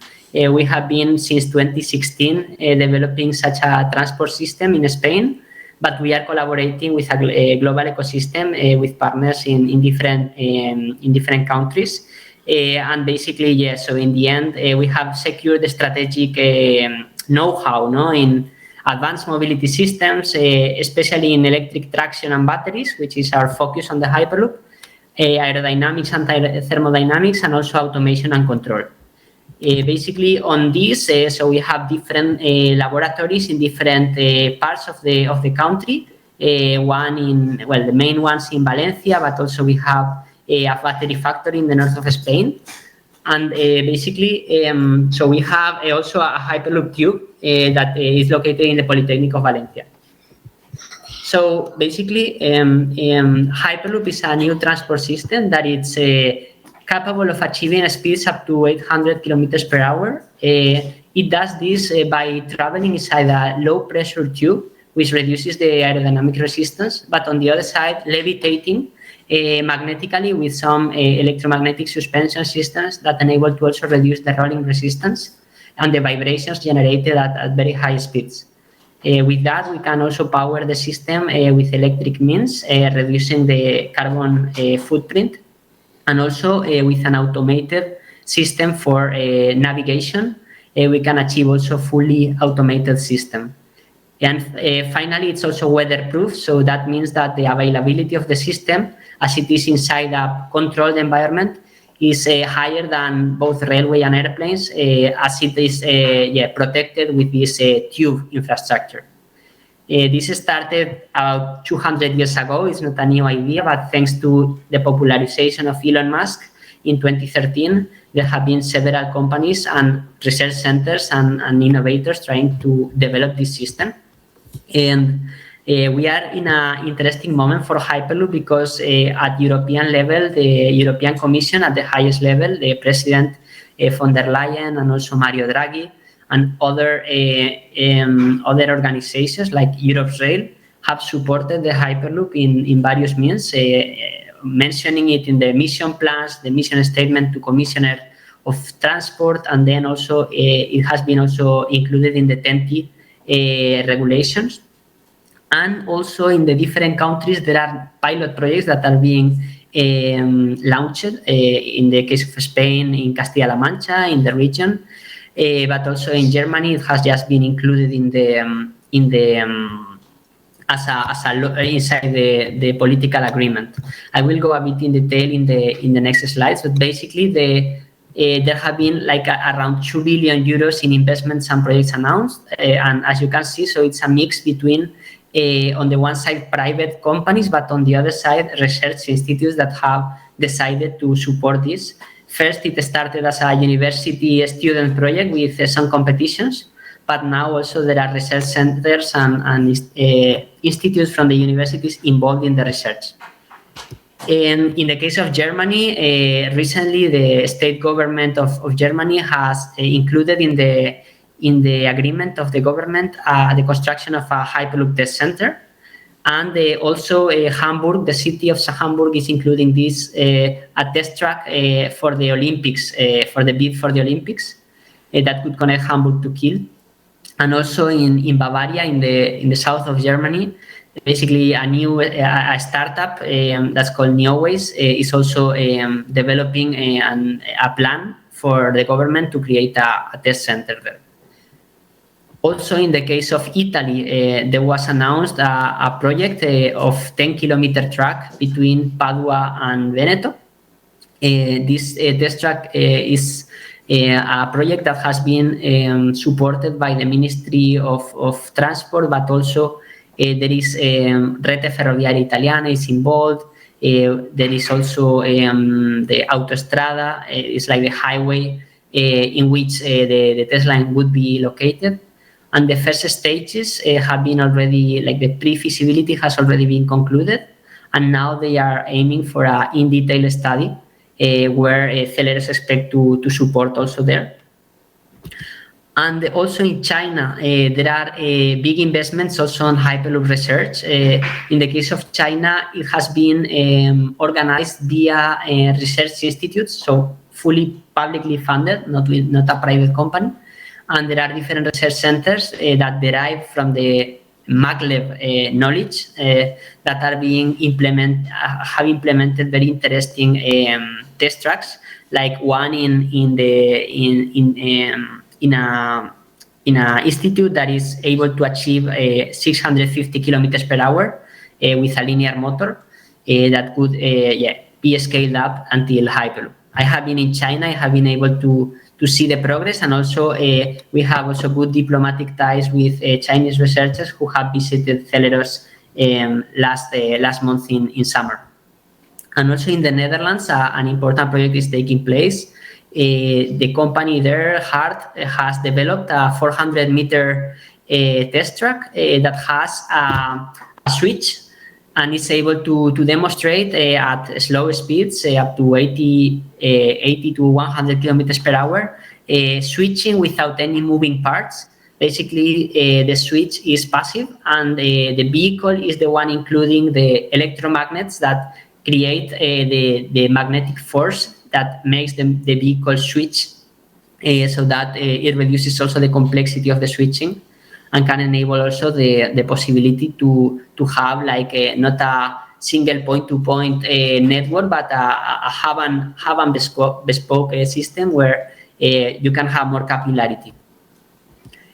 Also in the Netherlands, they have created a Hyperloop development program that is called, it's a non-profit organization that includes the majority of Hyperloop companies, and Celeros is involved, but also many other organizations involved, the governments also. And the intention with the Hyperloop development program is to standardize and harmonize the development, so whatever is developed in Europe has a coherent roadmap, and it's not a competition, a toxic competition between countries. Also, there are more than 300 public and private organizations that have been involved in Hyperloop from Spain, but from many different countries globally. And then in the case of Celeros, we have been also supported by very different European, national and regional bodies that have contributed, not only by private side, but public side also, to support the development. Spain is a first mover in the Hyperloop, and I will deep dive in the standardization in the next slides. But basically, we created the first Hyperloop Standards Committee. We have been based for one of the key Hyperloop promoters, but also one of the main Hyperloop competitions, that is the European Hyperloop Week, started in Valencia in 2021, and now it's held every year in different countries. And also there are different Hyperloop test centers that are linear motor and magnetic levitation test centers that are used and serve as a reference for other promoters. Celeros has been able also to internationalize the operations. So we started in Spain, but now we have projects in Turkey that is also very active in Hyperloop, in India, where we are showing also our knowledge and support to the government in order to how to develop the roadmap, but also at European level, where we are involved in a project that is for harmonizing the Hyperloop in Europe's rail. In the end, all this has been all this investment has been used in order to create test tracks and test laboratories to demonstrate some of the key technologies. And here are some of the pictures of our linear motor in Sagunto, the levitation systems that we have in Paterna, and also some electric powertrain system that is in the range of the megawatt power that could be also applicable for other industries. And so now we are in a moment that is very interesting, that is the demonstration. We have finished the laboratory testing, and now we are, the next step is developing a test track of long distance where we can test all the subsystems integrated at high speed and low pressure, also with passengers inside. No? So that's the main project that we are now pursuing. And in Spain, we have a space in Castilla-La Mancha that the regional government is very interested to launch in the coming years.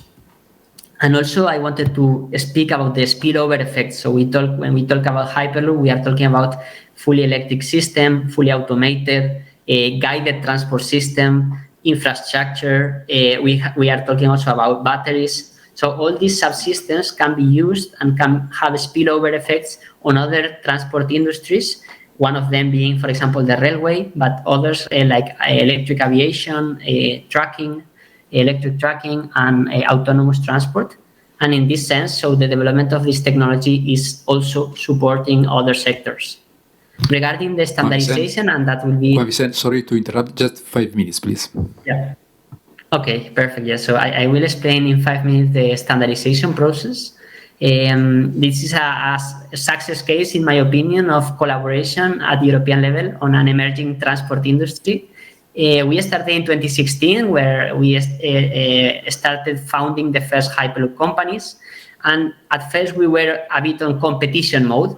But in the coming years, when we started to raise funding and have our teams, we realized that we needed to cooperate in order to, learn from the mistakes of the past and start from scratch with a new transport system and a harmonized system. So in 2018, we established a private agreement between the different industrial players in order to start talking about how to harmonize. Then in 2019, Spain and the Netherlands, via the standardization bodies, UNE and in the Netherlands, I don't remember the name, but basically we proposed the creation of a Hyperloop committee. And then in 2020, it was approved by the majority of European member states, and the committee was created, the JTC 20, Joint Sense and Elect Technical Committee 20. After this, the different mirror committees were created in different countries, especially in Spain, Netherlands, France, Germany. And then the chairman was elected, Jaime Tamarit, which is a maglev expert and railway expert in Spain, a very well-respected professional. Also with ERTMS, the standardization of ERTMS, was elected as the chairman. And since then, many things have happened. The countries have started to work together. The first standards were published in 2023. And from then, Jaime Tamarit was retired, and Professor Juan de Dios from the Technical University of Madrid took over as the new chairman. And since then, also new standards have been published. Just so you understand the structure, we have 4 working groups, one dedicated to operations and services, the other one for the transport system and requirements, another one that is the chairman advisory group, and then the working group on Hyperloop safety, which is a new one. And from there, different standard projects have been launched, standards inventory and roadmap, transport services, reference architecture, systems general requirements and vocabulary and definitions, and the new one on functional hazards. And well, I won't go much into detail into this, but each of them deals with the different aspects of the Hyperloop system, and has to be just a reference because the system is evolving quickly. No? So the idea is these working items are going to be updated as soon as the development advances. But it establishes a general framework for all to speak the same language. And just as a summary, so the standards inventory and roadmap has been published, also the Hyperloop transport services and the reference architecture. And then, the vocabulary and definition and the general requirements are pending to be published. And the new one on safety hazards is starting to be developed, and we have a new a convener for that that is also from the Polytechnic of Madrid. So basically we have a very active role in Spain, but also all the other European counterparts are supporting. And my final comment is the Hyper for Rail project, which is a project from Europe's Rail Joint Undertaking. It is funded, and the idea is to have a unified strategy for integration of Hyperloop across Europe and beyond. And basically, it has 4 objectives: to come up with a concept design of Hyperloop that is harmonized, and we are all agreeing in that. Also, to investigate the economic viability, validate some of the technologies that we consider key for harmonization, and then finally develop a common industrial roadmap on how this real-scale test track is going to be. And in this case, in this project, mainly European railway operators and infra managers are involved, like from Italy, Greece, Norway, Portugal, but also we have the main Hyperloop developers. And then we also have different universities and research centers and certification bodies that are supporting. And this project will end up next year, and we are very excited about the outcomes. And well, just the next step, as I mentioned, is the development of a one-to-one scale demonstrator as soon as possible when we harmonize the system. And after this, the idea is by 2035 to start seeing the first pilot routes that are commercial. So thank you very much for your attention. If you have any doubt, we can connect afterwards, and here my email, and we can of course, you are invited to visit our laboratories in Valencia. Thank you very much. Thank you. So we're now approaching the end of our session. So last but not least speaker, Domenico Giordano from INRIM. The pendrive. The pendrive. I thought I loaded this morning, but So I'm like the cherry on the cake. right. So while we are setting up the presentation for you, INRIM, how can we translate in English? It's the Italian National Metrology Institute. Okay. Every nation has its institution that provide traceability to standards to all physical quantities.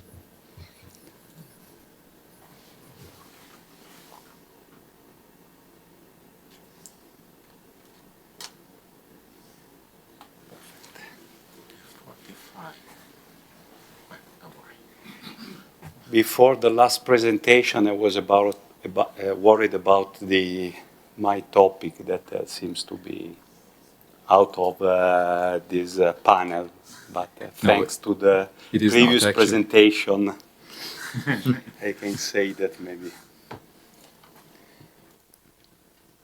Any idea is good. Okay. Thank you. This one, okay. So the topic is determination of the energy impact of non-conventional substation in the sea railway system. I'm an electrical engineer. I'm a researcher at INRIM, the Italian National Metrology Institute. I deal with, in particular, calibration of transducers for voltage and current for high voltage, high current distribution grid, and even the railway system. I dealt with accurate energy measurement, as I'll show you now. This activity was developed thanks to a European project founded by the Euramet, that is the consortium that involves all the European National Metrology Institutes. The title of this project is Metrology Support for Enhanced Energy Efficiency in the Sea Transportation System. The acronym is e-TRAINee. So I will focus on the expected normative impact. This project, it's a normative project, so it should provide the results of research should be exploited for standard. I'll show you preliminary results of a measurement campaign performed in Metro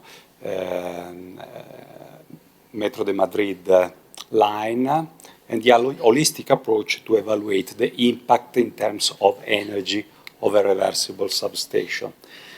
Just to highlight the issue of the electrical braking energy, as you know, the electrical braking energy, so the kinetic transformation into electrical quantity of the energy, can be reused inside the DC system, only inside the DC system. This is, can occur if there is another train which use this energy. What's happened if no other train are present, requires this extra energy, the energy is wasted. Okay, you can see here some figure provided by a previous project I coordinated. For example, in Italian rail case, we measured for a line in Bologna-Rimini about 1 gigawatt hour per year wasted. Okay, that is the energy consumption of 350 family. We also performed measurement in Metro de Madrid in the previous project, and we found an efficient system, but even 13% of braking energy is wasted. So we proposed this project in order to identify methods to evaluate the actual impact of, for example, a reversible substation, of storage systems, and so on.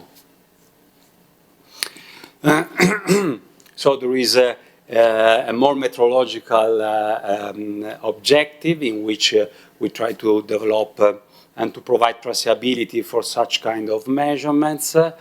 We focus on power converter efficiency, how to measure the efficiency of power converter of substation directly on site, and to evaluate the energy recovery provided, for example, by a reversible substation. We have two test cases, one in Hanover, in which substations, smart DC grids provide energy to the tramway system, and in Metro de Madrid, in which in line 10B, there is a reversible substation.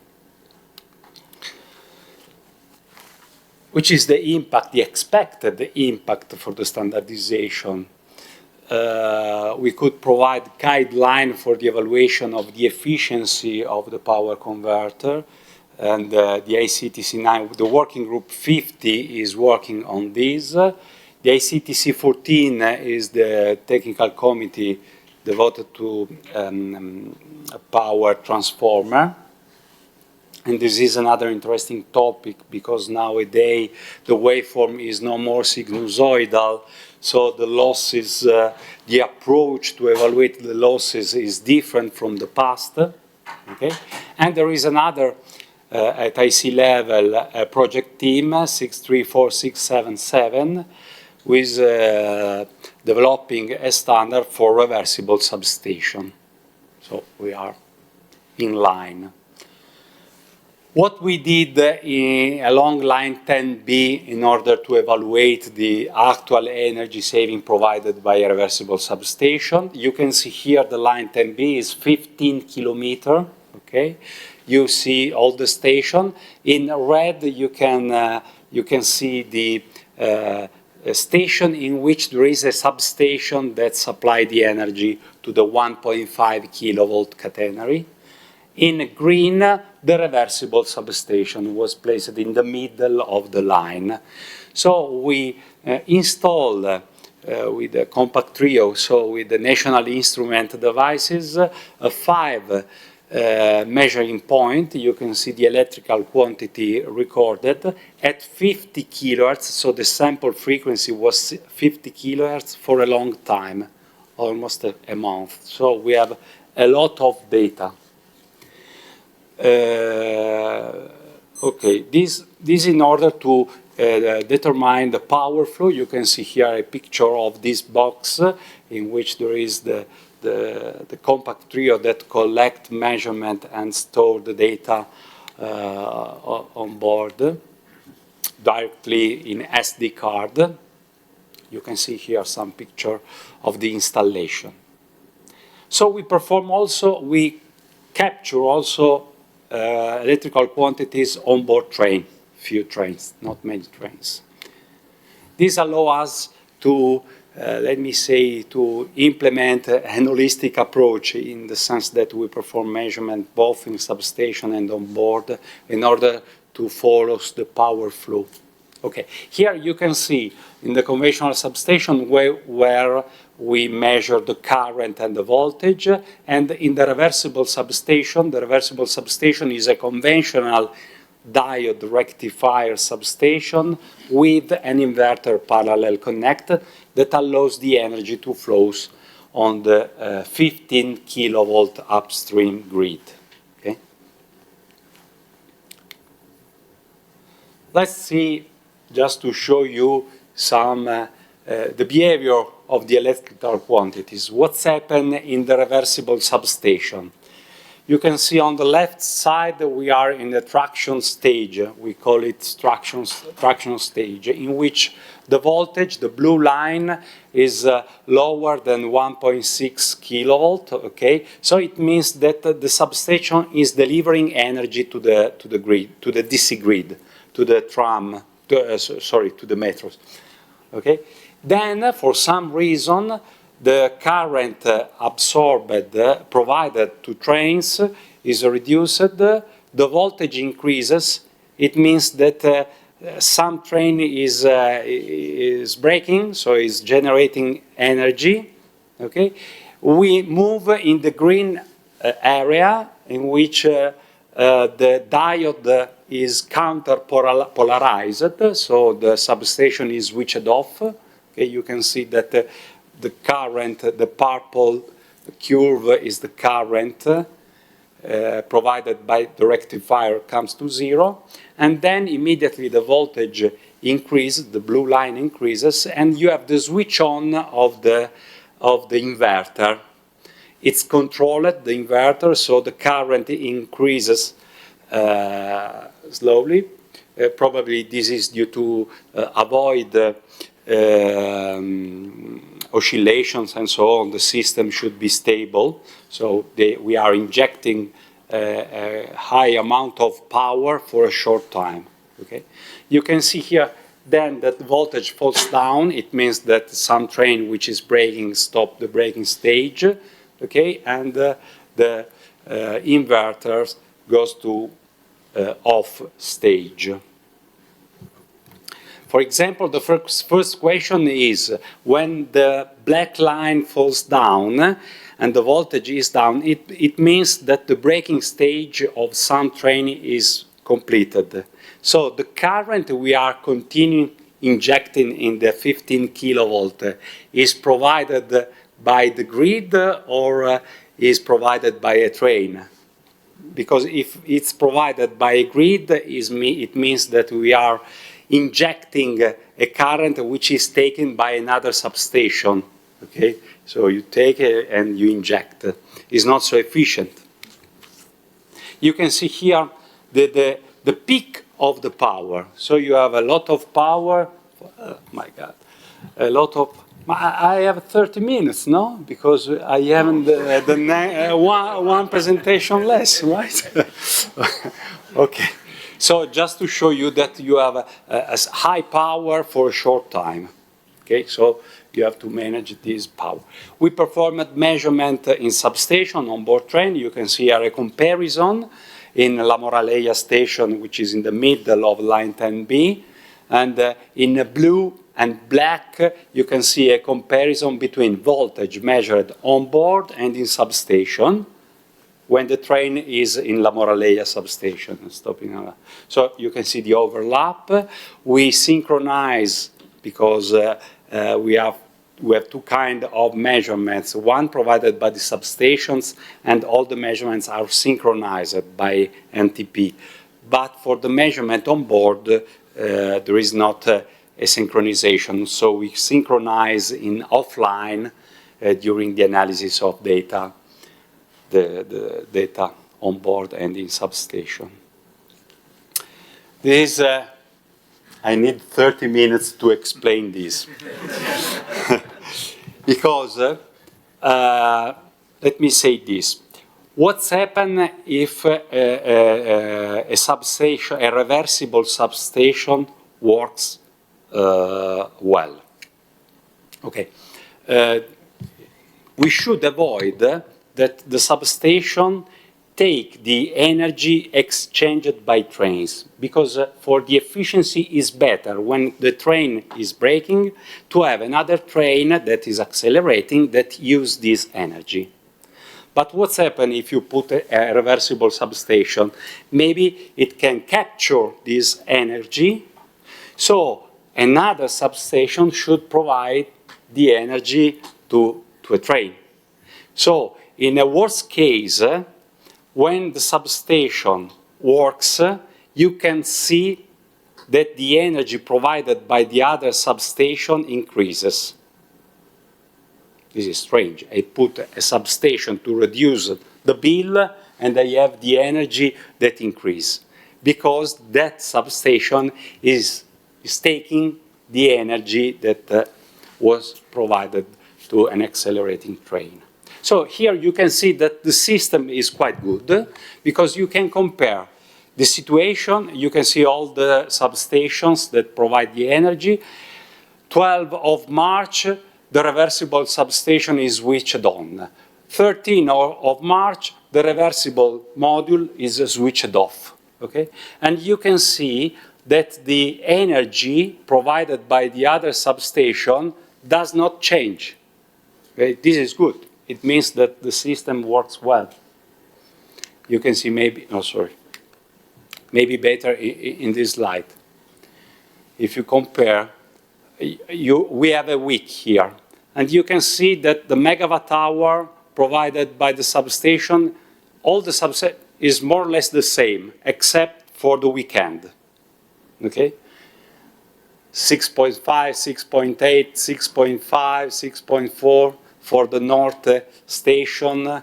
And you can see, if you move in vertical, you can see that the energy is more or less the same. In La Moraleja, no. When on Thursday the substation, the reversible module is switched off, you can see an increase of the energy provided by La Moraleja. Okay? So this is good. So we have to explain and maybe to put in a standard in a technical 1 minute. Yes. Specification this approach. Anyway, we are developing a model that involves measurement and simulation in order to investigate all the possible scenarios. So we developed here a ladder network to describe the line, and we use here as input the measurement performed on site, and we extrapolate by the model different scenarios. Here you can see the rheostat current, braking rheostat current, so the energy that is dissipated during a journey. Okay? In correspondence, you can see the limit of the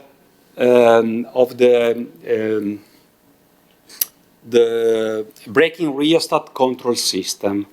The braking rheostat control system has a threshold level for the voltage in order to avoid to increase too much the voltage of the grid, because when a train is injecting current, the voltage increases. You have to avoid to increase too much the voltage. So there is a control system, okay? For voltage lower than 1.680 kilovolt, you have a full regenerative braking energy. For voltage 1.8 kilovolt, you have a full dissipative. Okay? This is the actual situation and the measured behavior.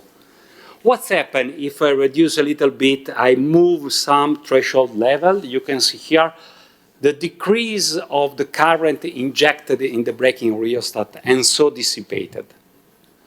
This just to say that you have to manage, to control all these quantities to improve the efficiency of the system.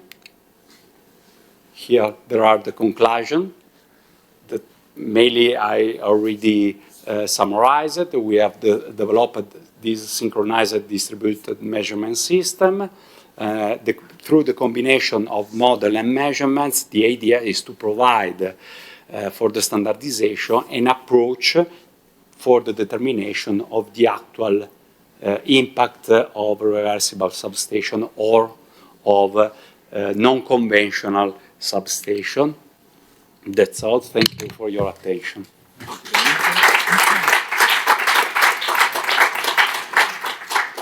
You have somehow acted as a sort of reversible speaker, absorbing the time from the other slots. But it's okay. I think we are at the very end of our panel. So I think that we have a few minutes for potential questions to the speakers. I don't know if anyone has questions or interest, curiosities.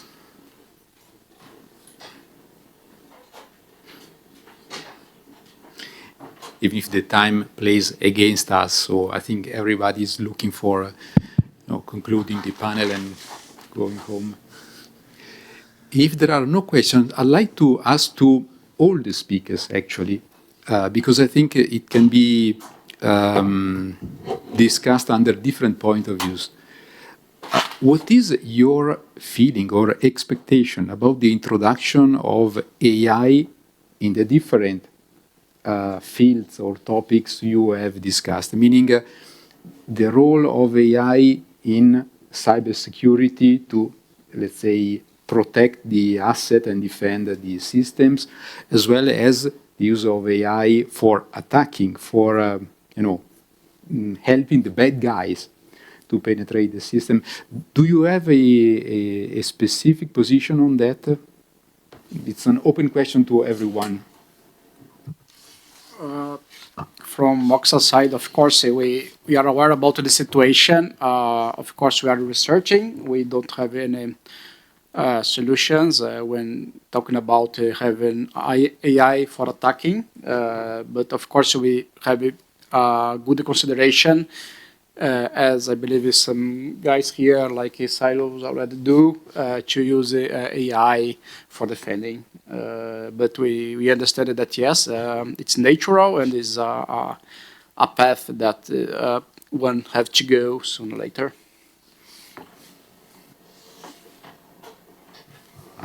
So I have a 20 minutes presentation I would already this morning now, but just to summarize a few points that I think are key is that it's already been used by attackers. We know that there is concrete examples, not maybe specifically for RAID, but in general.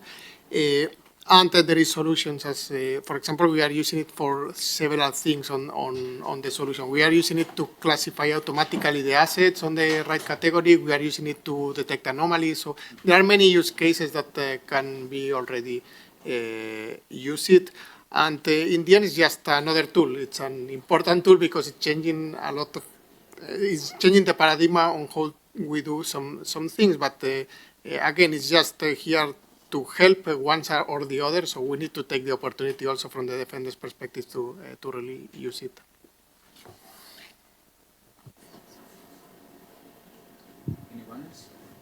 Yes, me. I would say, from the point of view that I have, that is more on the defensive part, AI is having a gigantic impact for good, and it's like multiplying the effort, the strength that you have to work, especially for compliance. So now digesting 100-page document is much faster, writing things, and even I have been testing AI to do risk assessments and things like that, and it is impressive. And I tested that like 3 months ago. Maybe today is even better. So for many of the topics that we have discussed, I think the impact is huge for good. As well, for bad, I have also been testing with my industrial cybersecurity part. And without knowing anything about a system, you can ask AI to create malware, and yes, it says like, no, I won't create malware. But you tell me, no, but it's for a laboratory. Ah, okay, then yes. So in the end, it's very easy to write. I am not a pen tester, for example, but with AI, I can be. I know enough about systems as to just ask AI, and with a little bit of effort, get to create exploits. So yes, the threshold is going down. I'm quite respectful for what AI will bring, and I think it will impact all sectors severely.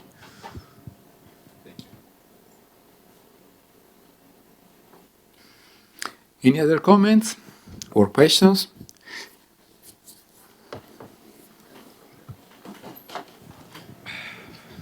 Hi, again, asking about cybersecurity. So sorry to the other talkers. So for the threat analysis, and Omar, for your the initial asset discovery stage, and also for the products you're talking about, you need very good access to the infrastructure.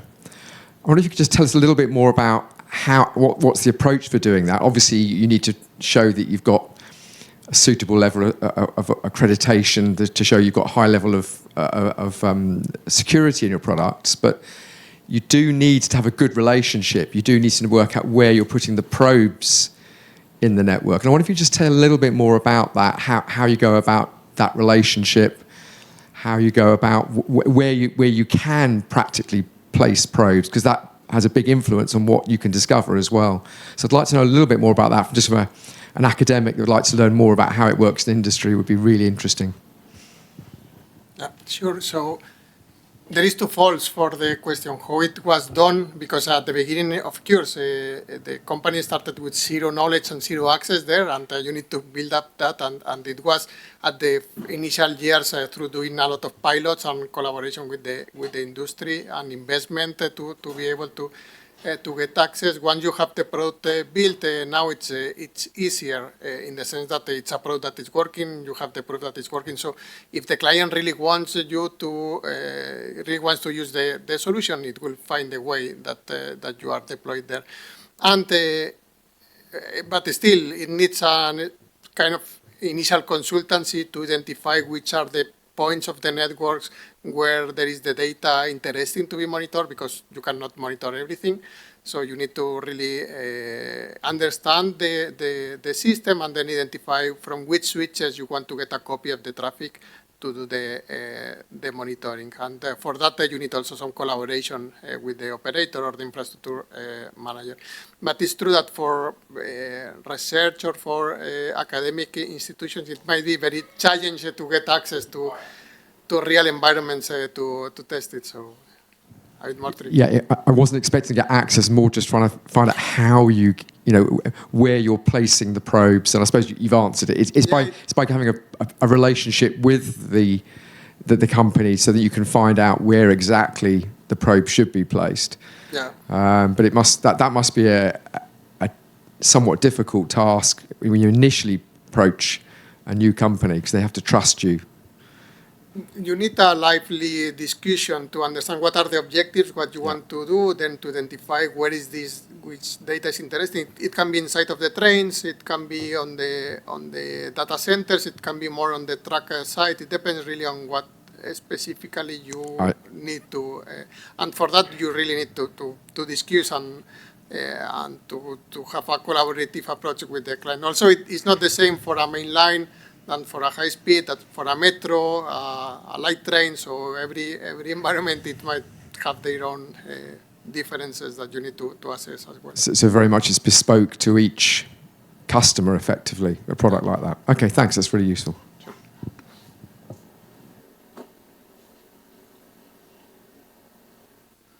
Okay, if there are no other questions, I think we can hand over to Paolo for the final remarks or conclusions. Just very quickly.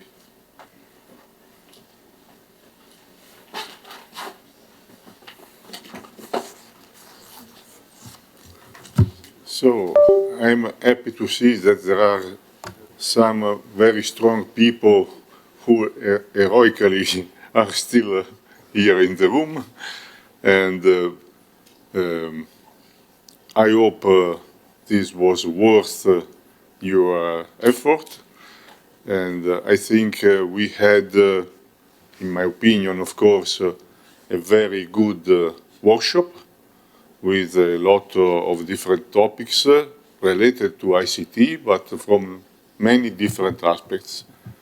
We had also a very good international participation, which is one of the scopes of this workshop, to put together people from many countries and allow an exchange of information, opinions, comments between them.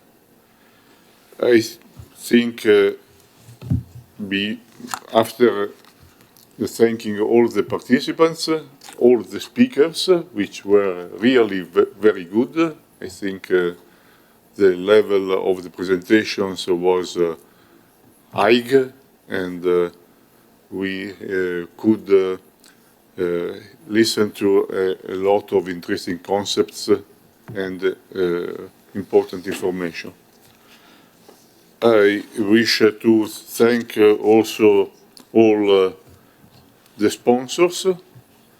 I remember that this workshop is self-financed through sponsorship, so there are no funds from other sources, and so it was really essential for the implementation of the workshop to have these sponsors: Hitachi, Moxa, Cegelec, Copernicov, DIA, Silus, Expleo, and Bureau Veritas Cybersecurity. Also, we had the support of the Foundation for Spanish Railways, the Spanish Platform for Railway Technology, and of INRIM, who was also sponsoring this workshop, and a contribution in terms of website and design of graphics and so on from Dinova. So, what to say? I don't even try to summarize what has been told in these 2 days, which can take at least 1 hour, but I hope that everyone could get some useful inputs that will be helpful in your activity and in the next developments you will face in your companies. So I also remember that this workshop has been promoted by Senelec and hosted by the Comillas University, which offered what you have enjoyed in these 2 days, the room, facilities, and so on. So thank you very much to Jose Antonio, who was really very active and had a lot of work to have everything working perfectly. Thank you very much to all the members of the working group 15-8. Many of them are here, and because their contribution was essential to organize the workshop, to select the presentations, to find the sponsors, and so on. So this is the end of this 8th edition. So someone already asked me if there will be a 9th edition. Well, officially, I have to say I don't know, because it's not my decision. This, what will happen is I will report about this workshop to TC9X. We have a plenary meeting next month, and then after discussion something will be decided if it is possible and appropriate to have a 9th edition in 2 years, because the workshop is held every other year. So for sure, in case I will address a message, an information message to all people who participated in this workshop, and you will be informed on time and will decide if you wish to attend the next edition or not. So I think this is all for this workshop. We are even a little bit early because we had one presentation less today. There was also one presentation less yesterday. I tried to recover it, but it was not possible because today in Germany is a bank holiday. So anyway, we will try to get the presentations and publish them in the website, so we have no holes in the list of all presentations. Last but not least, if you like, please send me your comments. I already received some useful suggestions in these 2 days for improving the workshop, but it is very important to get feedback. So I will not write you asking feedback because I think it's not necessary. If you like to send your opinion, your suggestion, please send them. You find my address in the invitation document, or you can provide it through the website in the contact page. So thank you again for your very good participation, and have a nice time in Madrid if you stay, or a safe journey back to your home and countries. Thank you very much.